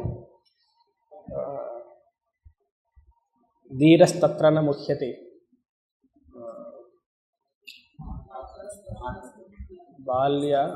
ಬಾಲ್ಯಾದಿಶ್ವ ದಕ್ಷಿಣಮೂರ್ತಿ ಬಾಲ್ಯಾದಿಶ್ವಪಿ ಜಾಗ್ರದಾದಿಷು ತಥಾ ಸರ್ವಾಸ್ವಸ್ಥಾಸ್ವಪಿ ವ್ಯಾವೃದ್ಧಾಸ್ವನುವರ್ತಮಾನಮಹಮಿತ್ಯಂತ ಸ್ಫುರಂತಂ ಸದಾ ಸ್ವಾತ್ಮಾನಂ ಪ್ರಕಟೀಕರೋಮಿ ಯೋ ಮುದ್ರಯ ಬಾಲ್ಯಾದಿಷ್ವಪಿ. ಗೀತಲ್ಲಿ ಒಂದು ಶ್ಲೋಕ ಬರುತ್ತೆ. ಅಲ್ಲಲ್ಲ, ದೇಹಿನೋಸ್ಮಿನ್ ಯಥಾ ದೇಹೇ ಕೌಮಾರಂ ಯೌವನಂ ಜರ ತಥಾ ದೇಹಾಂತರಃ ಪ್ರಾಪ್ತಿ ಧೀರಸ್ತತ್ರ ನ ಮುಹ್ಯತಿ. ಬಾಲ್ಯಾವಸ್ಥೆ ಬಂತು, ಬಾಲ್ಯಾವಸ್ಥೆ ಬಂದಿದ ತಕ್ಷಣ ಯೌವನಾವಸ್ಥೆ ಬಂತು. ಈ ಬಾಲ್ಯಾವಸ್ಥೆ ಏನಾಯ್ತು ಅವಾಗ? ಹೊರಟೋಯ್ತು. ಅವಾಗ ನಾನು ಹೋದೆ ಅಂತ ಹೇಳೋಕ್ಕಾಗತ್ತಾ? ಅದು ಆಗಲ್ಲ. ಆ ಟ್ರಾನ್ಸಿಷನ್ ಆಗದೇ ಇದ್ದಾಗಲೇ ನಾನಿದ್ದೀನಿ, ಆ ಟ್ರಾನ್ಸಿಷನ್ ನೋಡ್ತಾ ಇದ್ದೀನಿ. ಯೌವನಾವಸ್ಥೆ ಬಂತು, ಇನ್ನು ಹಿರಿಯನಾದೆ, ಯೌವನ ಹೋಯಿತು. ವೃದ್ಧಾಪ್ಯ ಬಂತು, ಹೋಯಿತು, ಬಿತ್ತು. ನಾನು ಹೋದ್ನ ಪ್ರತಿಯೊಂದು ಸತಿಗೂ ನಾನು ಬಾಲ್ಯಾವಸ್ಥೆಯಲ್ಲಿದ್ದೆ, ಇವಾಗ ಸತ್ತೆ, ಯೌವನಾವಸ್ಥೆಯಲ್ಲಿ ಬಂದೆ, ಸತ್ತೆ ಅಂತ ಹೇಳ್ತೀವ? ಇಲ್ವಲ್ಲ. ಇದೆಲ್ಲ ಕಾಲಾಂತರದಲ್ಲಿ ತಾನಾಗೆ ಬರುತ್ತೆ, ಹೊರಟೋಗುತ್ತೆ. ನಾವು ಅದಕ್ಕೆ ಅಂದ್ಕೊಂಡಿದ್ದೀವಿ, ಚೆನ್ನಾಗಿತ್ತು, ಈ ಶರೀರ ಹಾಗೆ ಇದ್ದಿದೆ. 65-70 ಆದಮೇಲೆ ನಮಸ್ಕಾರ ಮಾಡೋದು ಕಮ್ಮಿ ಮಾಡ್ಕೊಳ್ಬೇಕು ಅಲ್ವಾ? ನಿಮ್ಮ ಮನೇಲಿ ದೇವ್ರ ಮನೆಯಲ್ಲೆಲ್ಲ ನಮಸ್ಕಾರ ಮಾಡ್ತಿರ್ತಾರೆ. ವಯಸ್ಸಾಯಿತು ಆಗಲ್ಲ ಅಂದರೆ ನಮಸ್ಕಾರ ಸಾಕು. ಇಷ್ಟು ವರ್ಷ ಚಿಕ್ಕ ವಯಸ್ಸಲ್ಲಿದ್ದಾಗ ಅದಕ್ಕೆ ಮಾಡಿಬಿಡ್ಬೇಕು ಅನ್ನೋದು. ಇಲ್ಲ ಸ್ವಾಮಿ, ಚಿಕ್ಕ ವಯಸ್ಸಲ್ಲಿ ಇಲ್ಲ, ಈಗ ತಾನೇ ನಮ್ಗೆ 65ಕ್ಕೆ ಧರ್ಮಶ್ರದ್ಧೆ ಜಾಸ್ತಿ ಆಗಿರೋದು, ಆವಾಗ ಮಾಡ್ತೀವಿ ಅಂತ. ವಯಸ್ಸಾದ್ಮೇಲೆ ಹೀಗೆ. ಯಾಕಂದರೆ ಆಮೇಲೆ ಏನೋ ಮಾಡಿ ಮಂಡಿ ಏನೋ ನೋವು, ಇನ್ಶೂರೆನ್ಸ್ ಪಾಲಿಸಿ ಆಮೇಲೆ ಬರುತ್ತೋ ಇಲ್ವೋ ಗೊತ್ತಿಲ್ಲ, ಅದೊಂದು ಭಯ ಬೇರೆ ಅಲ್ವಾ? ಅದು ತಾನಾಗೆ ಮೆಚುರಿಟಿ ಬರಬೇಕು ವಯಸ್ಸಾದವ್ರಿಗೆಲ್ಲ. ನಮಸ್ಕಾರ ಆಗಲಿಲ್ಲ, ಕೈ ಎಲ್ರಿಗೂ ಹೇಳ್ತಿದ್ದೀನಿ ವಯಸ್ಸಾದವ್ರಿಗೆ, ಹೀಗೆ ನಮಸ್ಕಾರ ಮಾಡಿ ಸಾಕು. ಆಗಲ್ಲ, ಮಂಡಿ ನೋವು ಬರುತ್ತೆ, ಸೊಂಟ ನೋವು ಬರುತ್ತೆ. ಚಿಕ್ಕ ವಯಸ್ಸಲ್ಲಿ ಮಾಡಬೇಕು, ಯೋಚನೆ ಮಾಡಿ. ತಾನಾಗೆಲ್ಲ ನಶಿಸ್ತಾ ಹೋಗುತ್ತೆ, ಸೆಲ್ಸ್ ಹೋಗುತ್ತೆ, ಹಲ್ಲು ತಾನಾಗೆ ಬೀಳುತ್ತೆ, ಕೂದಲು ಎಲ್ಲ ವೀಕ್ ಆಗ್ತಾ ಹೋಗುತ್ತೆ. ಕಾಲಾಂತರದಲ್ಲಿ ಹೋಗುತ್ತೆ ಇದೆಲ್ಲ. ನಿರ್ನಿಮಿತ್ತ ನಾಶ. ಆದರೆ ನಾನು ನಾಶ ಆಗ್ತಾ ಇದ್ದೀನ? ಇಲ್ವಲ್ಲ. ಯಾವತ್ತಾಗಿದ್ದೀನಿ ನಾಶ? ಹಾಗೇ ಇದ್ದೀನಿ. 65-70 ವರ್ಷದಲ್ಲೂ ತಾತನ್ನ ಕೇಳಿ, ಚಕ್ಲಿ ತಿಂತೀರಾ ನೀವು ಅಂತ. ಹಲ್ಲಿಲ್ಲದೆ ಇದ್ರು ನಾನು ಹಾಲಲ್ಲಿ ಅದ್ಕೊಂಡು ತಿಂತೀನಿ ಅಂತಾರೆ ಅವರು ಅಲ್ವಾ? ಬೇಕು ಚಕ್ಲಿ, ಬೇಕು ಕೋಡುಬಳೆ ಬೇಕು. ಯಾಕೆ ರುಚಿ. ಅದು ಮನಸ್ಸು ಹೆಂಗಾಗಿದೆ, ದೇಹ ಕ್ಷೀಣಿಸ್ತಾ ಇದೆ, ಮನಸ್ಸು ಹೆಂಗಾಗಿದೆ. ಇನ್ನು ಆತ್ಮ ಆತ್ಮಕ್ಕೆ ಯೌವನನೂ ಇಲ್ಲ, ವೃದ್ಧಾಪ್ಯ ಇಲ್ಲ. ಅದು ನಾನು ನಿರ್ನಿಮಿತ್ತ ನಾಶ. ಮನಸ್ಸು ಓಕೆ, ಶರೀರಕ್ಕಾಗ್ತದೆ, ನನಗಾಗ್ತಾ ಇಲ್ವಲ್ಲಪ್ಪ. ಅನ್ಯ ನಿಮಿತ್ತ ನಾಶ ಎರಡನೇದು. ಅದು 5ನೇ ಮಂತ್ರದಲ್ಲಿ ಹೇಳ್ತಾರೆ, ಯಾವ ಶಸ್ತ್ರದಿಂದಲೂ ನನ್ನನ್ನೇನು ಮಾಡೋಕ್ಕಾಗಲ್ಲ. ಅದು ನೋಡೋಣ ನಾಳೆ. 3ನೇದು ಆಶ್ರಯ ನಾಶ. ಈ ಜೀವಾತ್ಮನಿಗೆ ಈ ಶರೀರ. ಉಪವಾಸ ಮಾಡುವುದು 1 ದಿವಸ 2 ದಿವಸ ಸರಿ, ಡೈಲಿ ಮಾಡಿ. ಆತ್ಮನಿಗೆ ಯಾವುದೂ ಇಲ್ಲ. ಅದನ್ನು ವಿಸ್ತಾರವಾಗಿ ನಾಳೆ ನೋಡೋಣ.